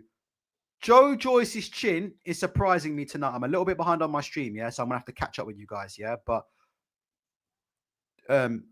guys, where are you in the timeline? I'm a little bit behind at the minute. I'm like 36 seconds to go. Good short right hand by Joe Joyce. Jesus, short right hand, bang on the chin of Hrgovic. That was a big shot from Joyce. That's the kind of shot that can change fights, you know. Overhand right from Joe Joyce, landing right on the point, but chin, and then a huge right hand from Hrgovic. A huge right hand, but Joyce just walked straight through it. A huge right hand from Hrgovic. Left hook from Hrgovic. Jesus Christ. Is this the return of the juggernaut? Joe Joyce is showing more of a chin than somehow, I don't know what's happened. His chin has regenerated itself.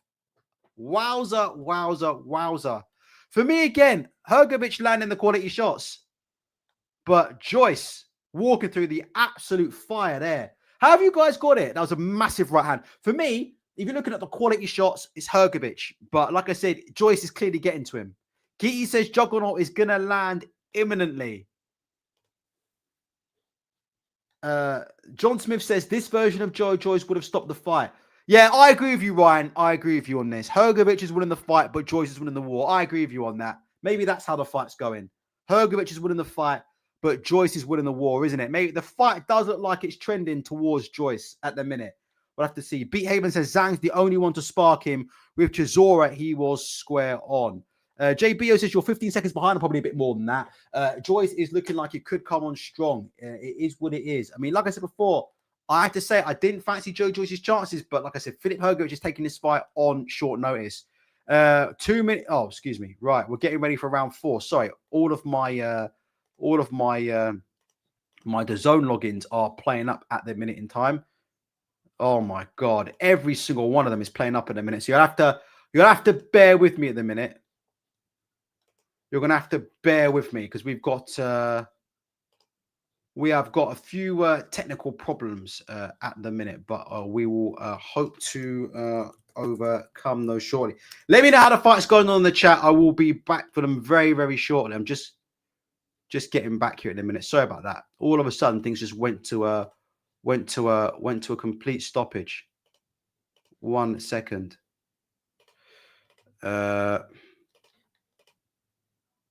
Yeah, everything's gone to an absolute complete stoppage, guys. So you'll have to bear with me on this one. Sorry. For some reason, I'm still in like round 3 when I should be in round 4.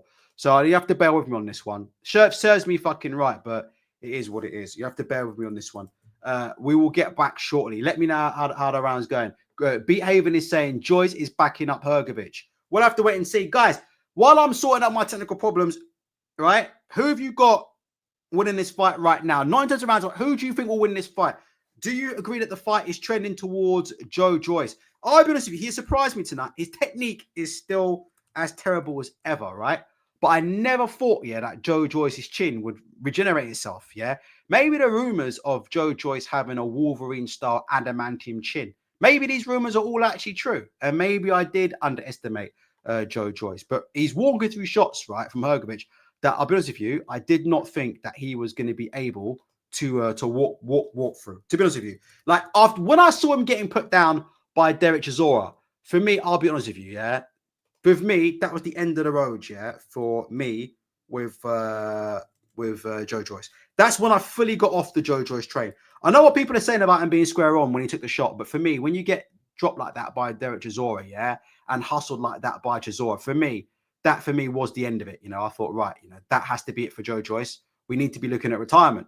Having said that, do you know what I mean? He has proven me wrong once again, it looks like.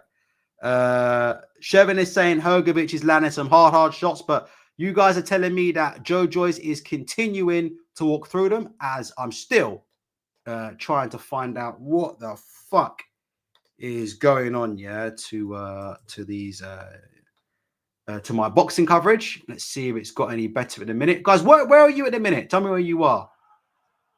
Tell me where you are. I've got it back on, but I don't know where I am. Tell me where you are, guys. I think round 5 has just ended for me. So let me know if we're back in the same place. All right. But I think I'm back. Yeah, end of round 4. Okay, so end of round 4. All right. So I think we're sort of back together. All right. 4th round just ended. We're back in the show. Hrgovic going to the ropes. He's looking gassed. Well, is Joe Joyce's conditioning going to see him through once again? What do you guys think about Joe Joyce at the minute? Has he shown you any technical improvements? I'm talking about technical improvements. Like, we know that Joe Joyce's chin magically looks like it's improved tonight, yeah? And we seem to think that Joe Joyce's fitness is improved. But don't forget, yeah, if Joe Joyce doesn't show any improvements technically, then even if he wins this fight, he's not going to be able to go on for much longer in his career. Does that make sense? Press 1 if you agree with me, or press 2 if you disagree with me. Do you know what I'm saying? Like, I know people are saying you can't teach an old dog new tricks and things like this, but Joe Joyce has got to show surely some semblance, yeah, of defense at some point in one of these fights, right? You can't keep going on allowing shots to bounce off your chin like this time and time again, because even if he gets through Hrgovic, it's going to lead to an even bigger slaying, yeah, in another fight, in my opinion. Joel Smith is saying, yeah, Joyce is back with his old S&C coach, which is positive. There, you can see that Hrgovic landing there. Oh, it's a good left hook there from Filip Hergovic there. Good right hand left hook there from Filip Hergovic to start off the round. And Joe Joyce, again, continuing to do all the bad techniques that we've spoken about. That one there where he leans away, when he literally leans back over his back foot. Chin up in the air, Joe Joyce. He leans back, almost, you know, good straight right hand from Hrgovic there. Just unbelievable. Good short left hook there from Hrgovic. But again, Joyce is the one who's pushing the action. Joyce looks like he's got the one with the gas tank. But right now, all of the clean, effective shots have been landed by Hrgovic in this round 5. And I like what Hrgovic is doing there. You know, almost like playing rope-a-dope, standing in a corner and just picking the shots. Because the one thing about Joe Joyce is that Joe Joyce will always give up his chin as a target. Like, Hrgovic isn't going to have to do much work to find Joe Joyce with clean shots. He's not. You know, even, you know, a Filip Hergovic standing still and stationary, yeah, on 2 or 3 weeks' notice with his back to the ropes, was still able to find left hook, right hand clean combinations to the chin, yeah, of Joe Joyce. And there you go, super epic douche. Joe Joyce leaning back like Fat Joe. Like, apparently, this guy was trained by Ismail Salas for the best part of XYZ years. Either Joe Joyce doesn't listen to Ismail Salas, or Ismail Salas must be one of the most overrated coaches in living memory, because, you know, the fact that he has spent this amount of time with Ismail Salas and his balance is as uncoordinated as I've seen is, I mean, the man did salsa dancing, Joe Joyce. Am I right? This is a man who does salsa dancing and capoeira in his spare time. And no disrespect to Joe Joyce, but I've seen drunks walking out of Weatherspoons, yeah, at 3:30 in the morning, yeah, pissed off a couple of shandies who have got better footwork than Joe Joyce right now.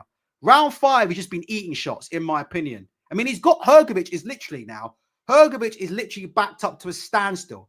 Hrgovic has been stuck in the same corner for about 2 minutes of round 5.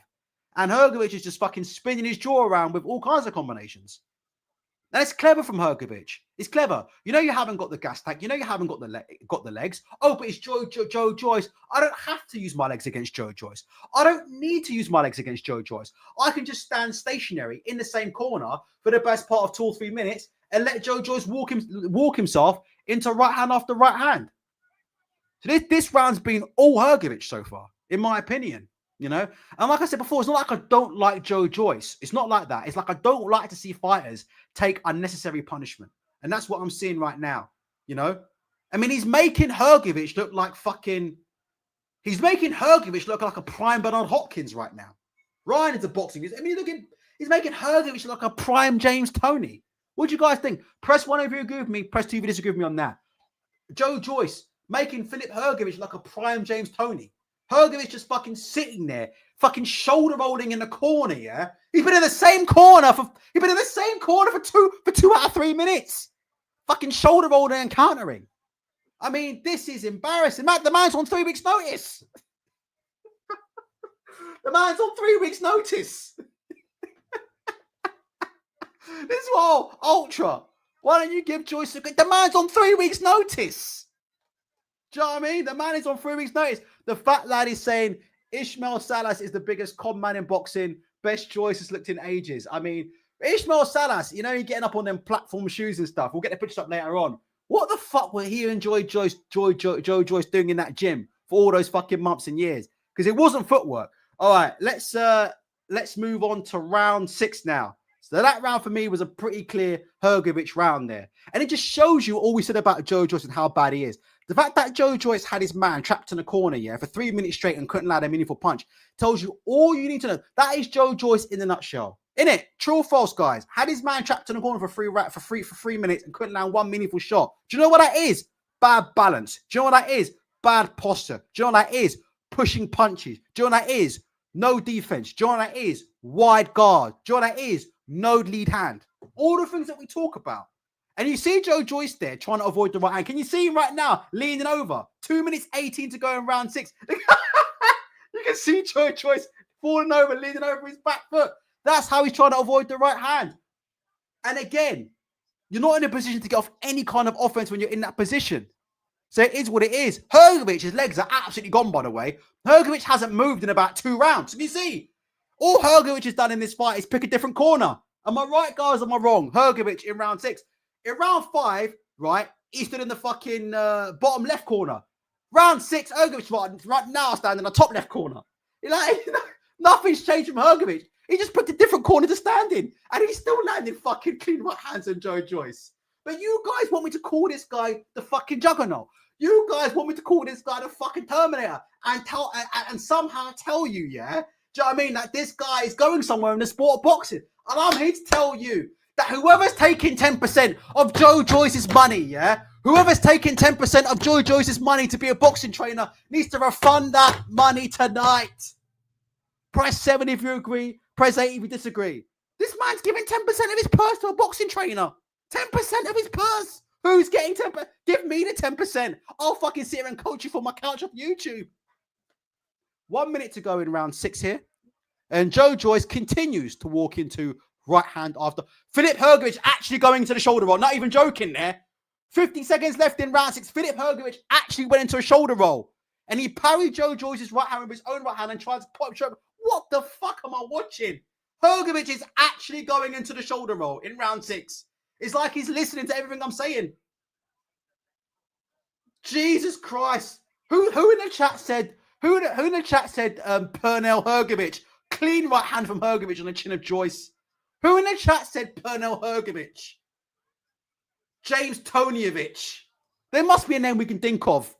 Filip Hergovic has turned into James Toneyevich. Jesus fuck, what am I watching here?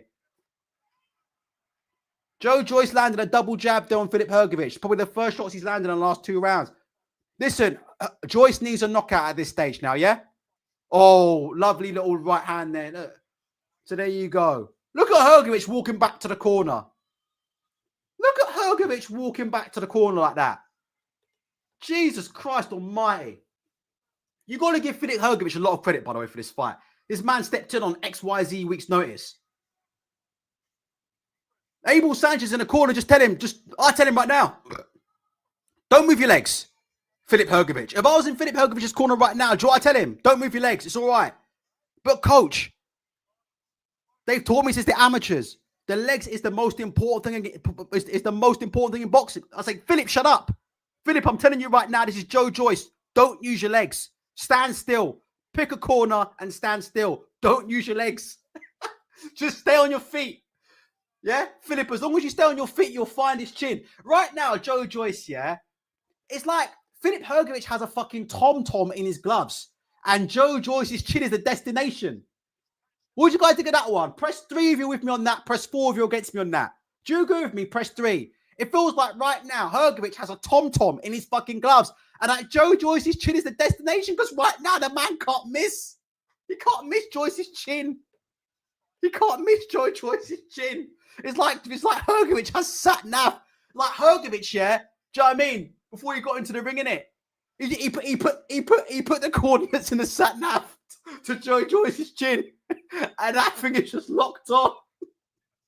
That thing's just locked on. He can't miss. He can't miss. He can't miss. The fat lad says, nah, you're not appreciating the work Joyce is doing. Nah. Shevin saying the optics of going backwards every round is bad. Listen. Oh my gosh. Another short left hook bounces off the chin of Joe Joyce.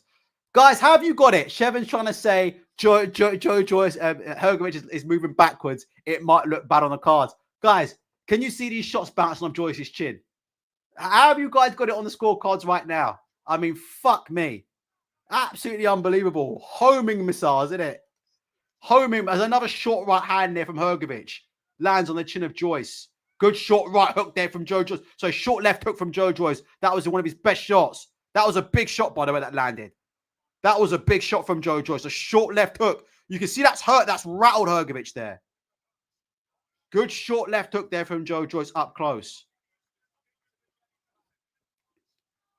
Hrgovic is absolutely out on his feet. Can you see Hrgovic winning it? Hrgovic is going at the minute on pure fumes at the minute right now. Hrgovic is absolutely on fumes at the minute. But guess what? Still fighting Joe Joyce. Hrgovic's accuracy in this fight. Like, Hrgovic must be setting a CompuBox record at the moment for the most amount of accurate punches in a fight right now, you know? Like, I don't know what you guys are watching, yeah? But as he lands there, he landed another left hook, yeah? And another left hook round the side of Joe Joyce's head. It's like, do you know what I mean? It's like Filip Hergovic has auto-aim or auto-bot on Joe Joyce. Do you know, like, it feels like Joe Joyce is one of them bots in Call of Duty, yeah? And it feels like Filip Hergovic is one of them fucking streamers, and he's playing with auto-bot. He's playing with, like, auto-aim in a minute. Filip Hergovic is on an auto-aim. Like, he must have landed, like, I want to see the CompuBox numbers, yeah? Filip Hergovic has thrown about 300 shots and landed about fucking 298 of them clean on the chin. I mean, it's absolutely unbelievable as he lands another left-right hook around the side of the guard, followed by a straight right hand down the middle. That looked like it rattled Joyce. Another straight right hand down the chin. Joyce is continuing to walk through it. But again, big shots from Hrgovic. Big shots from Hrgovic. Joyce is just walking through them. Jesus Christ almighty.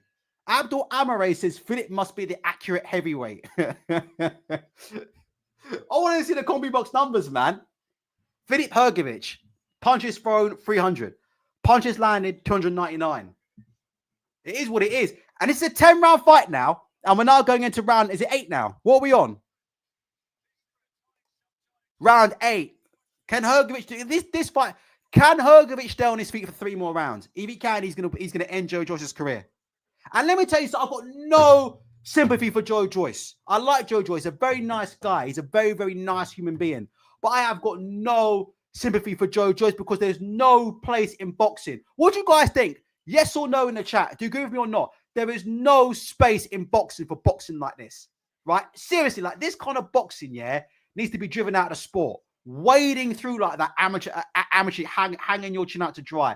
Get this shit out of boxing. I'm sorry, man. I'm sorry. I don't want to see Joe Joyce continue like this, man, because it's only going to continue on to much worse things. Do you know what I'm saying? Enough now, man.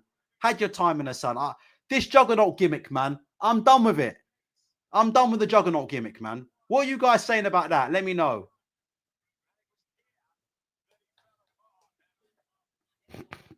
Right, let's carry on. Round 8. Joyce, listen, his fitness is there. Joyce is continuing to set the pace, bouncing up on his tiptoes. Filip Hergovic decided to come out of the corner for this round and use some actual footwork. Misses with the right hand and comes back with the left. He clipped Joe Joyce with the left hand. Oh my God, guys. Carl Frampton has got Joe Joyce up by a round. And he's got Joe Joyce winning the last 2 rounds. Guys, Carl Frampton has Joe Joyce winning this fight and has Joe... What the fuck? Where's Ryan? Ryan, how have you got it? Carl Frampton has got Joe Joyce winning the last 2 rounds. Guys in the chat right now, do you think Carl Frampton's card is accurate? I think Carl Frampton's card is horrendous. There's no way Joe Joyce won the last 2 rounds. No way. The last 2 rounds. For what? Unbelievable, man.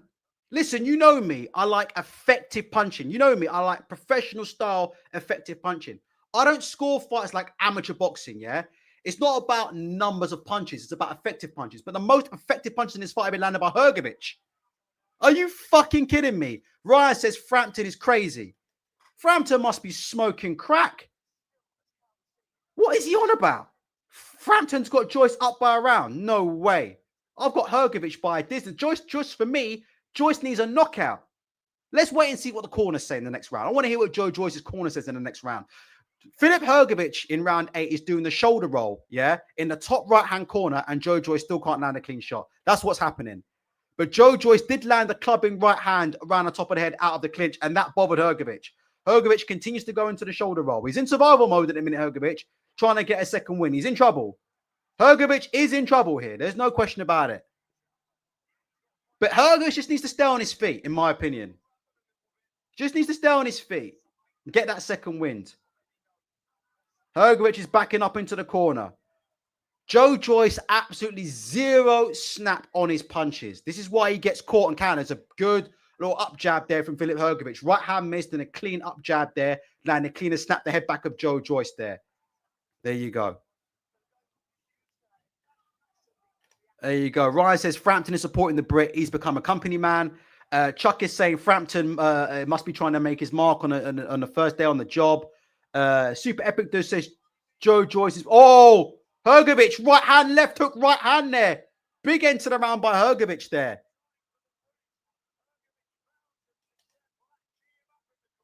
Pete Haven thinks that Joyce was going there. Well, Carl Frampton probably give him the round. Do you know what I mean?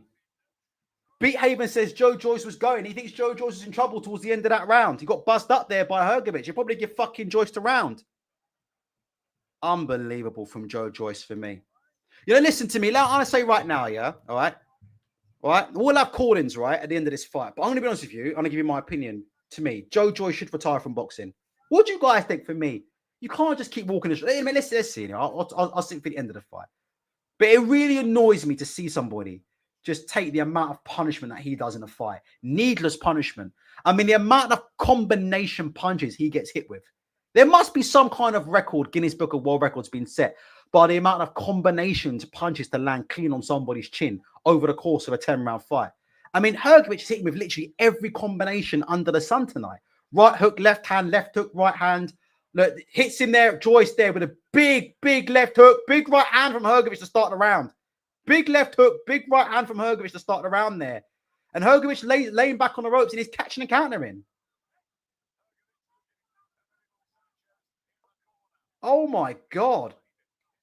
Oh, another actually good left hook on the turn there from Hrgovic. Adam Smith's commentary is way off, by the way. I can hear Adam Smith's commentary. Adam Smith is an absolute embarrassment and shouldn't be anywhere near commentary, but we'll talk about that in a minute. I'm going to get the video of him up on the pads. So I ain't done with him tonight, yeah? But at the minute, if you look at this round, 2 minutes to go in round 9, 2 minutes 15 to go in round 9, yeah? All of the quality shots have been landed by Filip Hergovic. And Adam Smith was talking about Hrgovic is looking at Abel Sanchez in the corner. Yeah, because he's hitting Joe Joyce with every shot under the fucking sun. Hitting Joe Joyce with every shot under the fucking sun right now.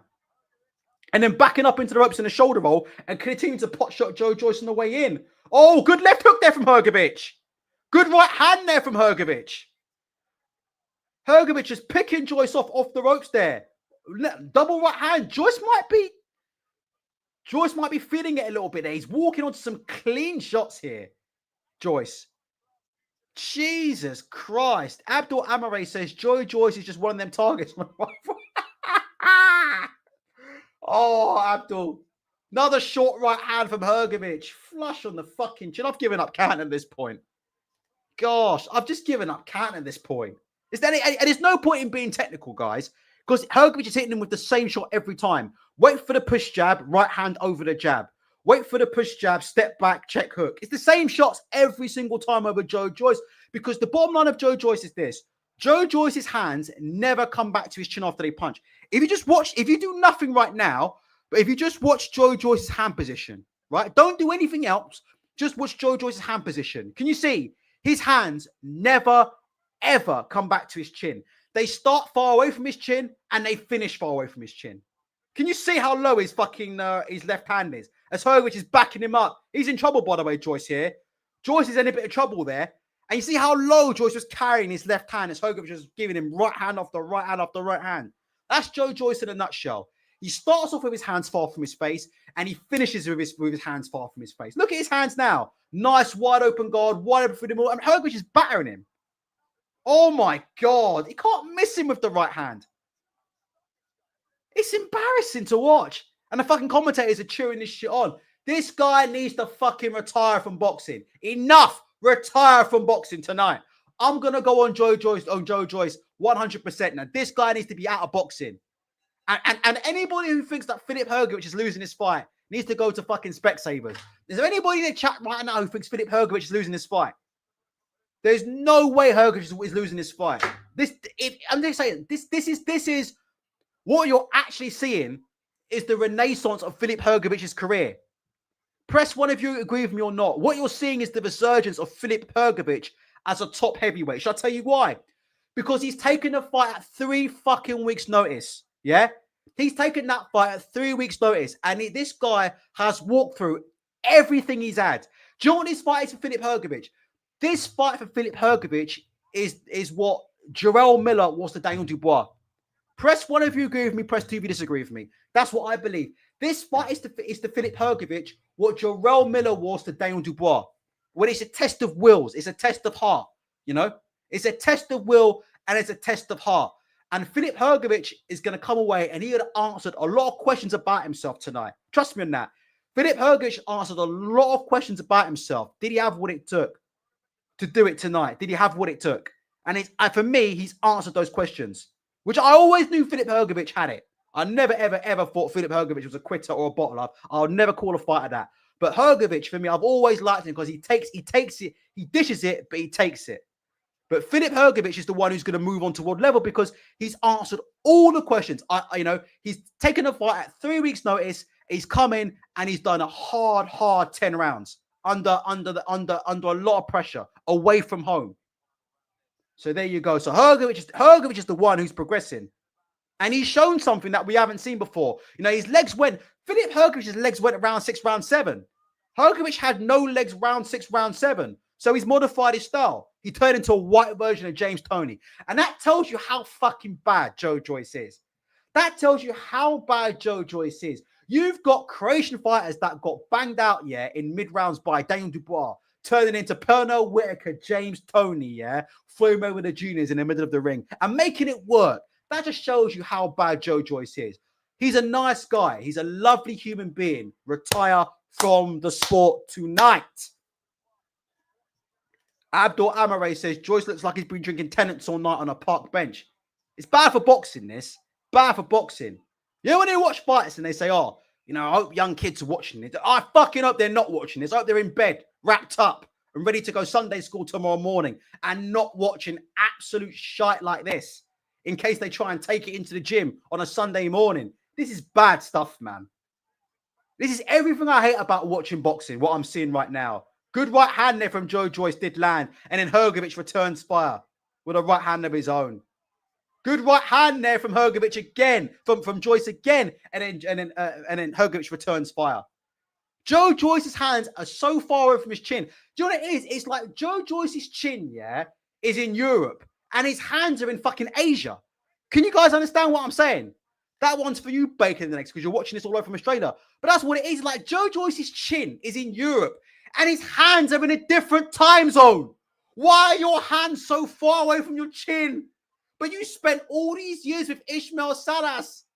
It's like your fucking chin is GMT +2 from your hands. You fucking idiot. Look at this. as he walks into punch after punch. It's like Joe Joyce's hands and chin are on a time delay. What's going on? It's like they're detached from normal space and time. It's unbelievable. The distance between this man's chin and his hands. This is like the basics of boxing. Unbelievable. Abdul Amare says Joyce head movement has 200 ping. What are we watching here? Just look at it. He's lost that fight. His career's done. Listen, no more talk about Joe Joyce. It's over. And Carl Frampton talking shit because if Joe Joyce won the fight, how come he's gone back to the corner knock celebrating? You fucking idiot, Carl Frampton. Joe Joyce won the fight. Does Joe Joyce look like a fighter who won the fight? No, he doesn't. He knows it's over. But look at the distance between the hands and the chin. Joe Joyce's hands and chin, yeah, is like me texting my missus coming back from Waitrose. Do you know what I mean? That's the distance right now. I'm on the phone texting the missus, hey, can you bring home a steak tonight? Yeah, I'm just 5 minutes from M&S. What do you want? That's the distance between Joe Joyce's chin and his hands. You can't win fights at elite level boxing if you've got that much of a gap between your hands and your chin. Like, this is how guys like Ben Davison become top trainers. Like, people say, how does Ben Davison become a top trainer? He hasn't had any fights, Ultra. How do Ben Davison and Lee Wiley have so many top fighters and so many top fighters fighting with them, Ultra? Because they've got no experience in the sport of boxing. They haven't paid their dues in the sport of boxing. They've never been in the ring. And then you've got guys like Joe Joyce coming in the ring. This is how guys like Ben Davison get in business. You've heard it here tonight. You've heard it tonight. That's the reason. That's how coaches like Ben Davison come into boxing and win Coach of the Year. Because of fighters like Joe Joyce.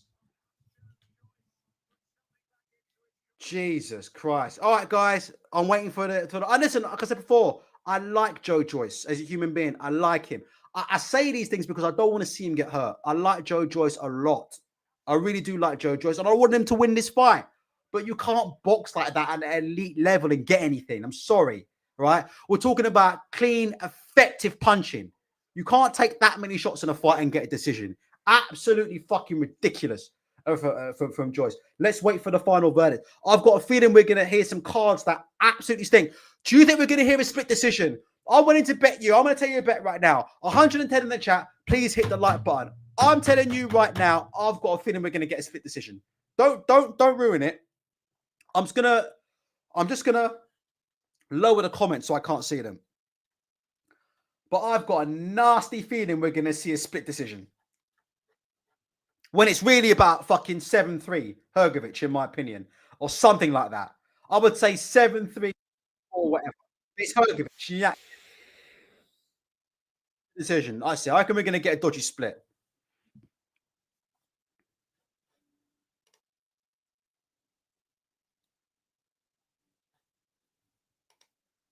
It's unanimous. Yeah, Hrgovic. Unanimous. 97-93. All unanimous, Hrgovic. 96-95. My ass. No way.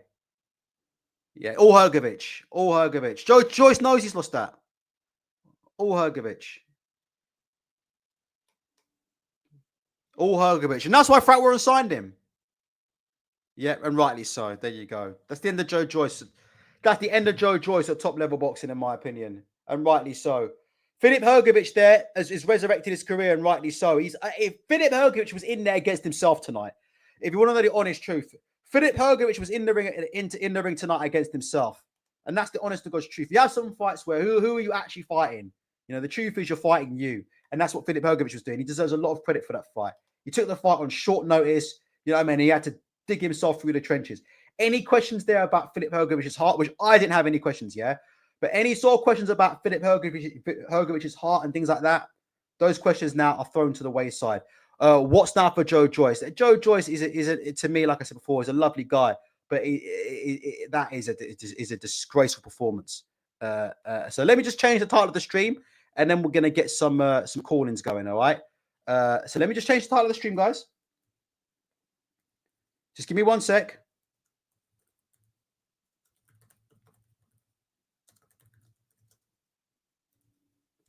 All right, let me change the title of the stream, and then we're going to get some callers going, all right? And I'll read out your comments.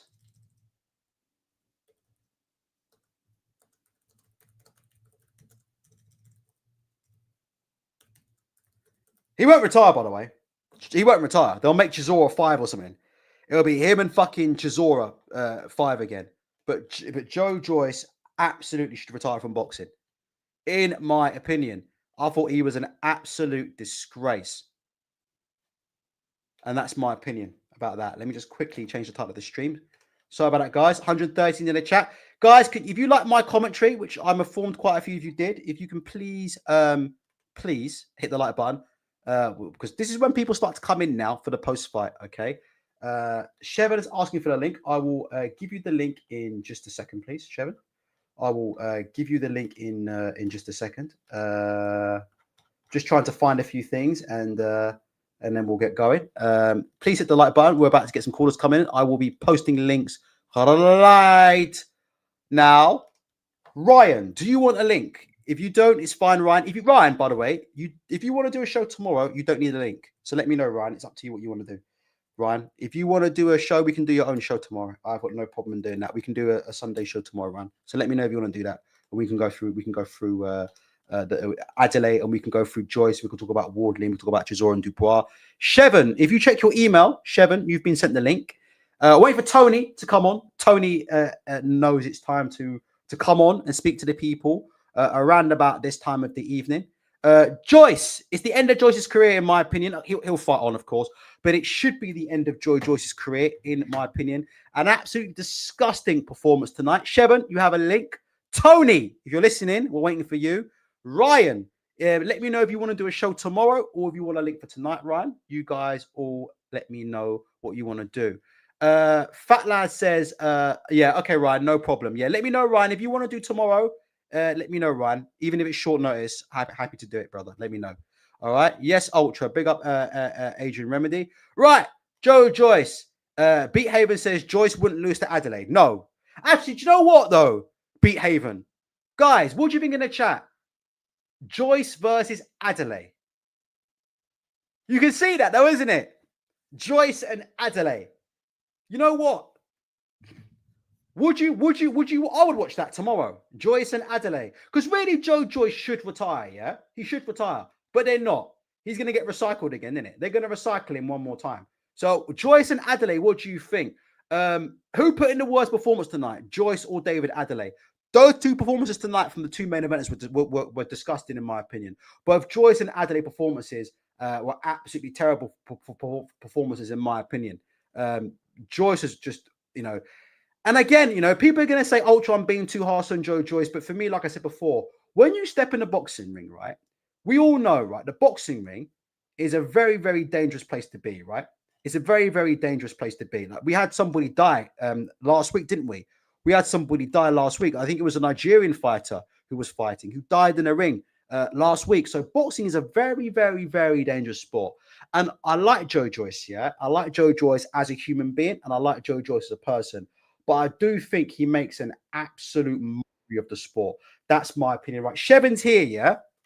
So it means I get the chance to go and have a drink. Let me just do this here. Shevin, can you hear me loudly and clearly? Yeah. Excuse me. Yes. Can you hear me? I can hear you. All right, Shevin, can you start off with an appraisal while I go get a drink here of what you saw tonight from Joe Joyce? Do you think Joe Joyce should retire? Do you think he will retire? He won't. Apparently in the chat are telling me he's already basically said he's going to carry on. And are you concerned, as I am, for the health of Joe Joyce? And like I said, Shevin, before I let you talk, Shevin, there's a trainer tonight who's trained Joe Joyce who's going to claim 10% of his purse. I would like to know who is his trainer, and I want to know who is that person who is going to take 10% of his purse. Because for me, like I said before, it's an absolute disgrace to take 10% of his purse for a performance like that, in my opinion, Shevin. Yeah, I'm actually watching Frank Warren in the ring right now being interviewed by Addy. I'm curious what Frank is saying. He's not going to retire. Should he retire? Yes, he should retire. However, I will say this. I think that they know, I'm assuming Frank now knows Joyce's level. He's a low-level journeyman gatekeeper for prospects to gauge where they're at. Because most likely next, they're going to put him in the ring versus either Adeleye or the winner of the Fisher fight. Because I think Fisher will beat Johnny. Fisher's going to beat the White Rhino. Yeah. Alan. So yeah. So it's gonna put him in. They're gonna put him in a fight like that, and versus those guys, I don't necessarily think those guys are going to hurt Joyce, the Juggernaut, bad, especially considering his bone density. But they're not going to put him in the ring versus those guys like the Zangs or the Caballeros or the AJs or guys that can hurt him real bad.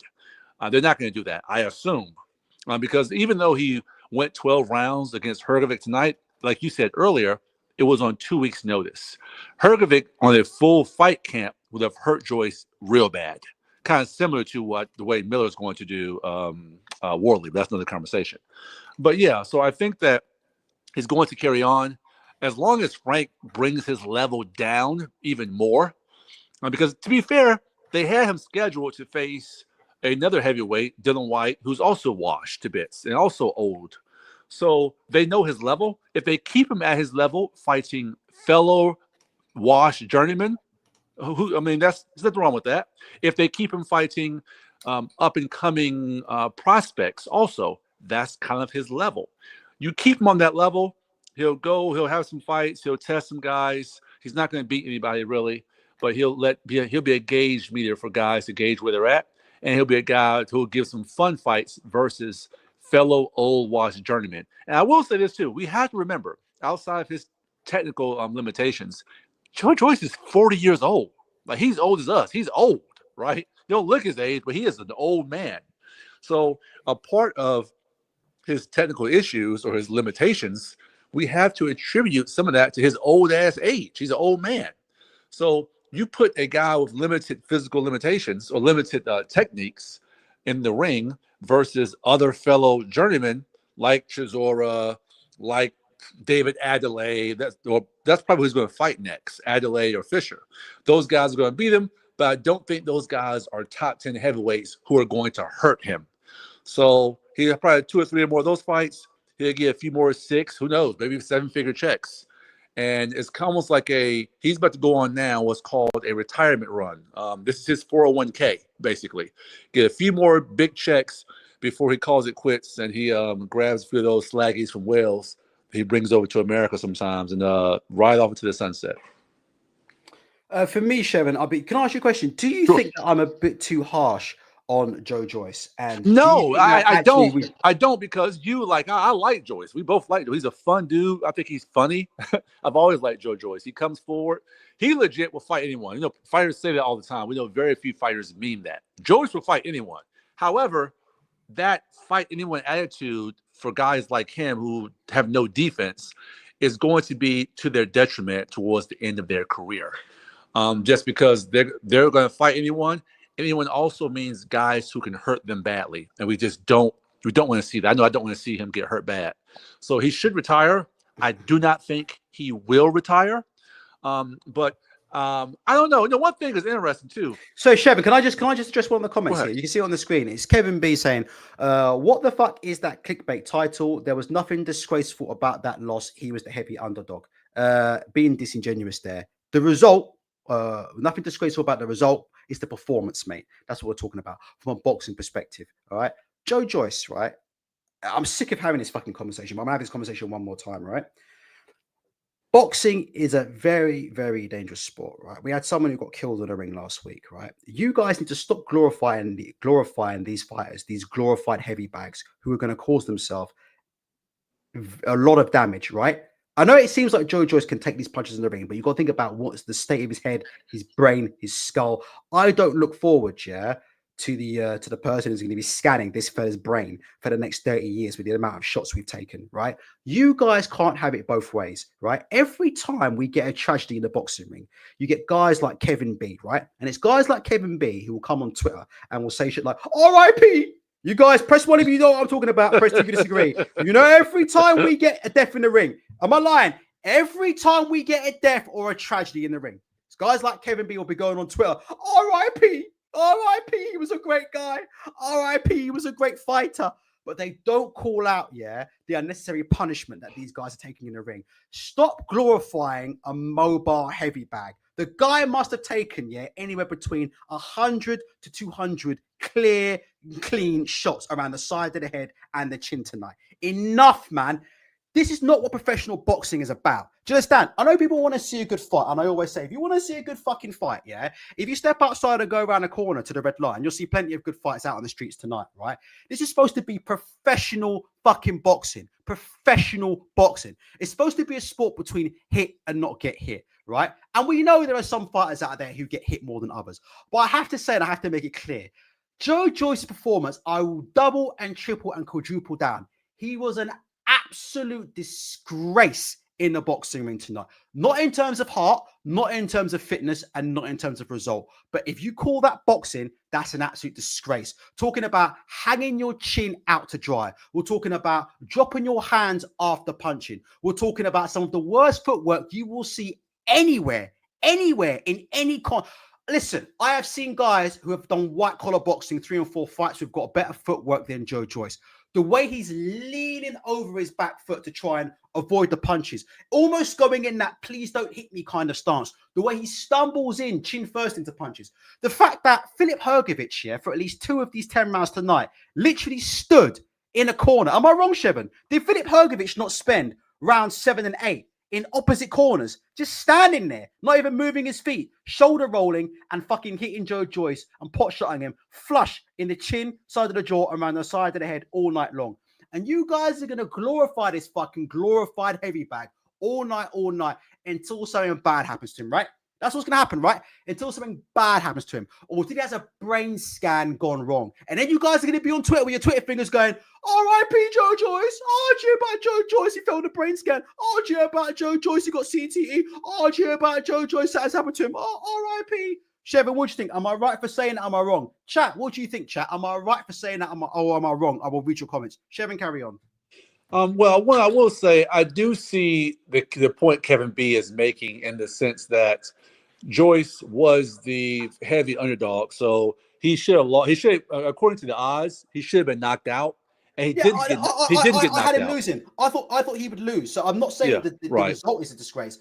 I'm saying, the fact that he's been flattened by Zhang in the way he's been flattened, right? He has shown that he's learned absolutely nothing on how to protect himself, Shevin. You know what they say, Shevin? You know what they say, Shevin? Protect yourself at all times. Yes. Shevin and guys in the chat. Does Joe Joyce protect himself at all times? You guys love all these. This is what I'm saying. You guys, are all into all this resume shit, All you guys listening, you're all into this resume shit, right? You're all into your resumes. You're all into resumes. You're all into your fucking Rocky movies, right? You're all into Rocky movies and resumes and all this bullshit. So you've heard this, Protect yourself at all times. Does Joe Joyce protect himself at all times? Go on, Shevin. Joyce does not protect himself at any time. And I think what people like Kevin B wants to see, correct me if I'm wrong. Even in the bedroom, Shevin. Even in the bedroom, Joe Joyce don't even use protection in the bedroom. Let alone Joyce in the boxing ring. Joyce is definitely a raw dogger there. So the issue is, like you said, is if you go back to the Chisora fight, right? And to have 50-year-old Derek Chisora gassed to the tip. He was just, I have everything, right? I mean, the shots that Derek Chisora, a gatekeeper journeyman, was landing on Joe Joyce's head, on his temple, over and over and over and over. When you're getting hit with shots like that from 40-year-old journeymen, you need to stop fighting. Because while, yes, guys like David Adeleye or Fabio Wardley, those guys are not somewhat killers, they're younger men. And when younger men get the opportunity to take shots on your 40-year-old head, the way that Derek Chisora was, it's long-term effects I don't want to see happen to any fighter. Joe Joyce has made tons of money, I imagine. I hope he's taking care of himself and taking care of his money. He needs to walk away, ride to the sunset, head down to a gym, be a boxing coach. He has lots of knowledge. He's accomplished lots of things in his life. But to keep getting in the ring as a punching bag at 40 and a heavyweight is a recipe to be blowing out of a straw as you get older and not have a high quality of life. I don't want that for Joe. I don't want that for anyone. And I think that's the point that you're trying to make. And that's my last point before I sign for a few minutes to the Final Four story. But I'll be back in about a half hour or so.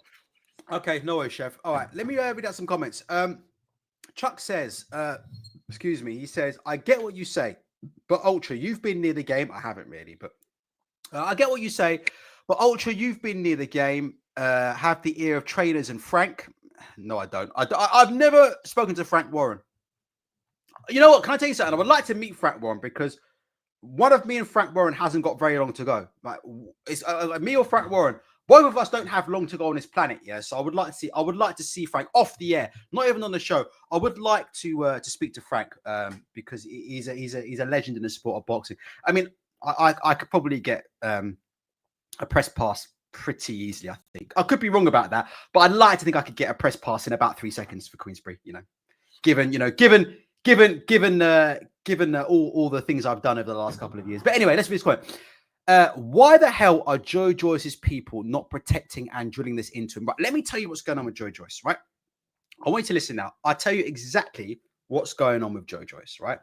So I had this question before. My question is, what the fuck are Joe Joyce's trainers doing, right? And why is he coming into the ring hanging his chin out to dry? It's because they've given up. It's because they've given up. What I think is happening is this. I think it's a case of Joe Joyce is a nice guy, but I don't think he takes information in, right? So I think that he's one of them people, they get some people in boxing, you tell them the same thing 100 times and they can't do it. Like with anything in life, right? Some ducks just don't take to water. And I think Joe Joyce is one of them people, yeah, that you can tell him the same thing 100 times. You can try and drill it into him 100 times, but he just can't do it. And I think trainers and himself, he gives up on it. He gives up and just thinks, you know what? Fuck it. I'm going to go back to being what works. I'm going to go back to being the juggernaut. And I think that's what's happening. Genuinely. I genuinely think that's happening. I think that trainers have been training him. I think he's been given good advice. Again, listen to what I'm saying. I'm not saying that we can reinvent Joe Joyce in one fight. Do you understand? But there are small adjustments that because Joe Joyce is starting from such a low bar. Do you know like what I'm saying? Like, because Joe Joyce, especially defensively, is starting from such a low bar, you can make tiny and small adjustments of Joe Joyce and you can get huge gains. Does that make sense what I'm saying? Like, people try and say, oh, Ultra, you can't teach an old dog new tricks. Ultra, he can't change his style. No one's asking him to change his style, right? But what I'm saying is there's a few adjustments that you can make, in particular in regards to spacing, right?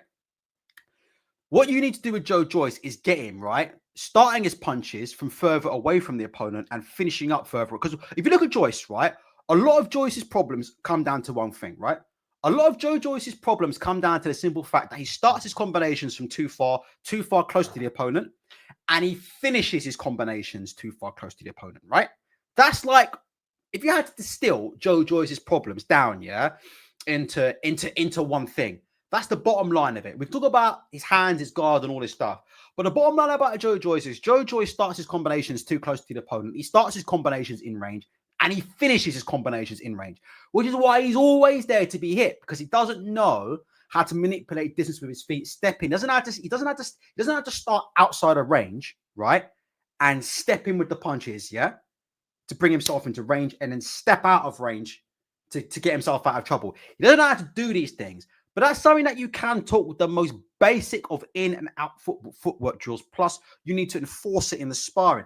Now, when you mean enforce it in a sparring, yeah, this is how I mean enforce it, yeah.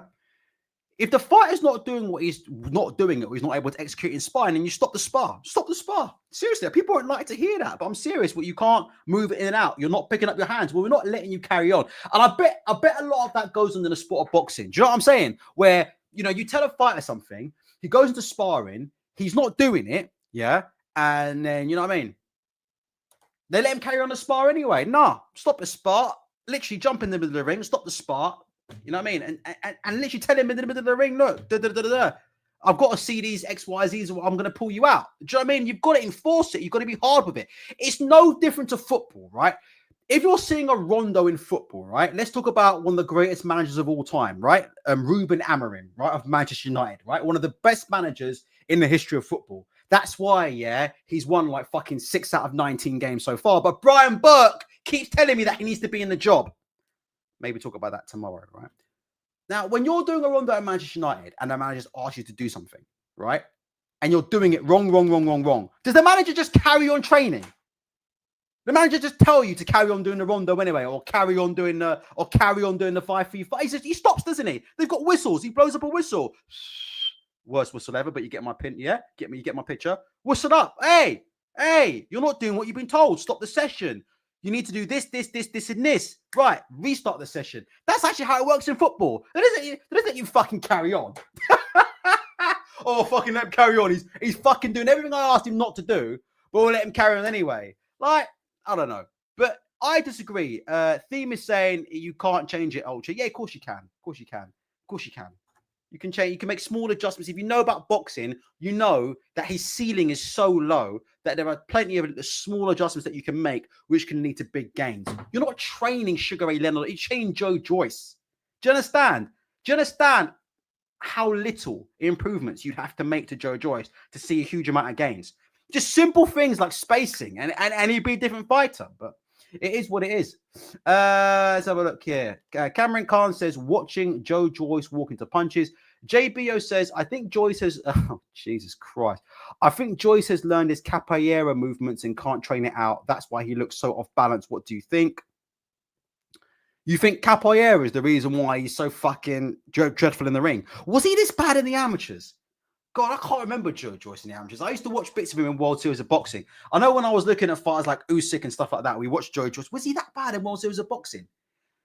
It's something recent, isn't it? Do you think his weight gain or something's... Do you think his weight gain is not helping or something's not helping? I mean, was his feet that bad in a World Series of Boxing? I film studied him in Usyk, yeah, for the AJ fight. And I can't remember it, but I can't remember his feet being that bad. Were they always that bad? Let me know in the comments. Ultra, one cannot improve Joyce's slow defense. And it's not just that. You can make adjustments to his feet. So you don't need to do that. You can make adjustments to the feet. You can make adjustments 100% to Joe Joyce. No, nobody's going to convince me that you can't make adjustments with Joe Joyce. Like, I can literally tell you for a fact. Listen, I could do it. And I'll put if Joe Joyce wants to hire me, I can do it. I can definitely do it. That sounds absolutely delusional, but for one spar at least, I can get him controlling the spacing, because I absolutely make sure it's drilled into him, like, you know, in a pretty brutal and vicious way, so to speak. But it is what it is. Let's see. Maybe Ben Davison is the man for the job. Let's have a look here. His feet were always bad, says JBO. Abdul Amare says, come to think of it, Joe Joyce is a bit like Ruben Amorim. He won't change his style or philosophy for shit. There you go. There you go. There you go. It is what it is. Let's see what the internet has to say about Joe Joyce very, very quickly. Guys, get your final comments in. Guys, get your final comments in, please. Get your final comments in and get your thumbs up, because unless Tony comes in the next 5 minutes, I think we're gonna call it a day for today and maybe come back tomorrow. We'll see. Look at this idiot.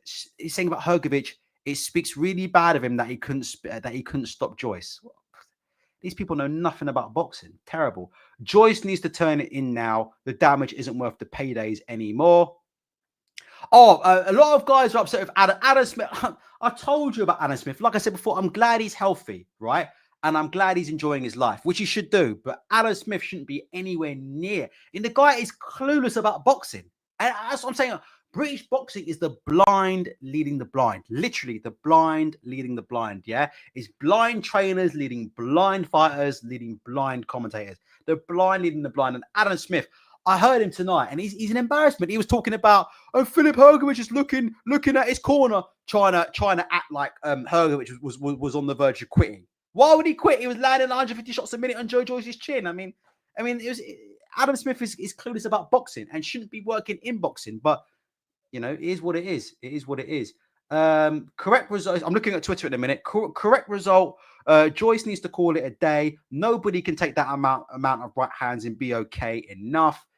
These guys are on the right money. They're on the right path. Theme says, try to get in touch with Joyce. You never know, Ultra. Jesus Christ, Jesus. Joyce ain't gonna listen to me, innit? Joyce ain't, and rightly so. Why shouldn't he? But honest to God, right?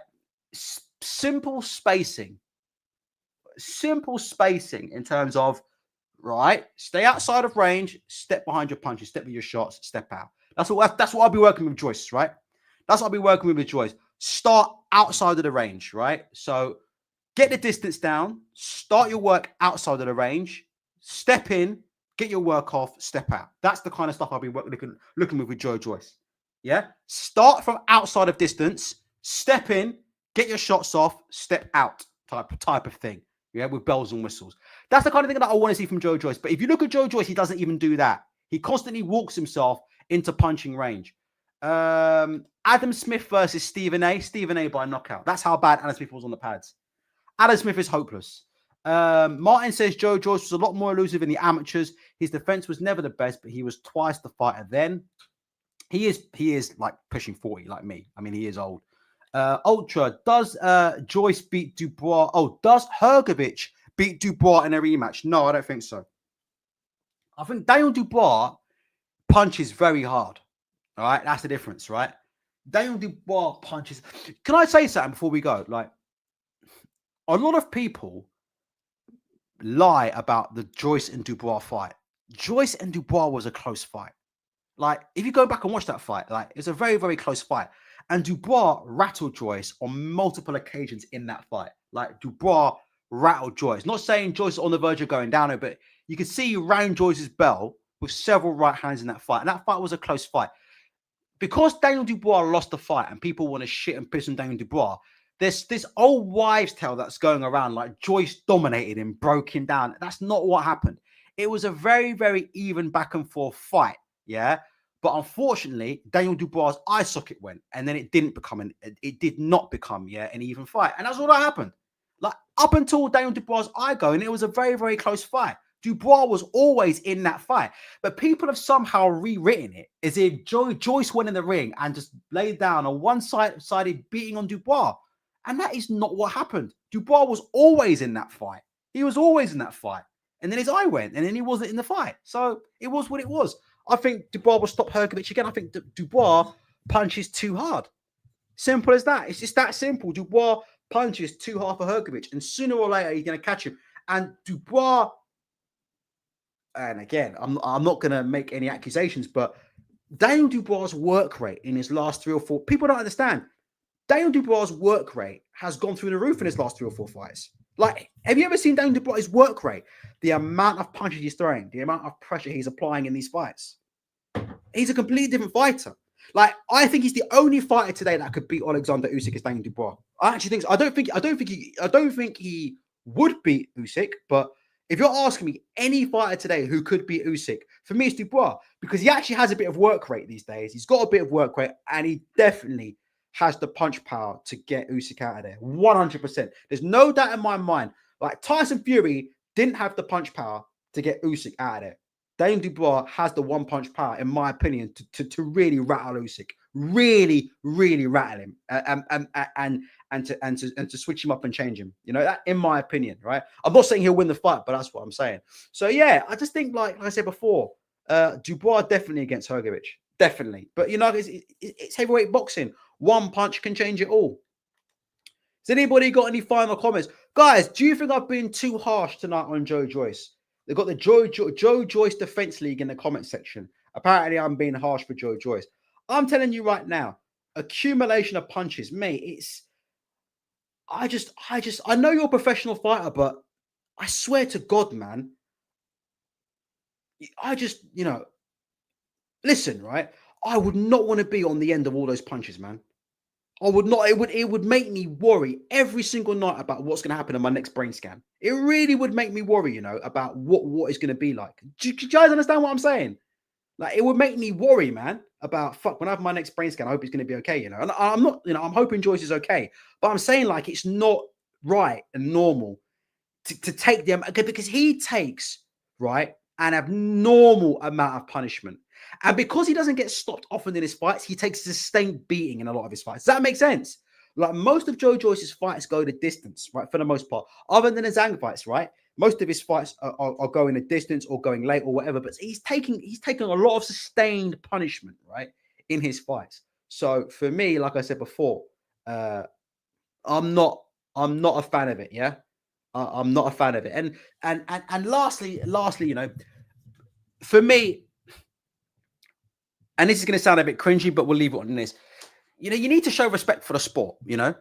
In my opinion, you need to show a bit of respect for the sport of boxing, because it is an art, in my opinion, right? It is a sport, right? It's not street fighting.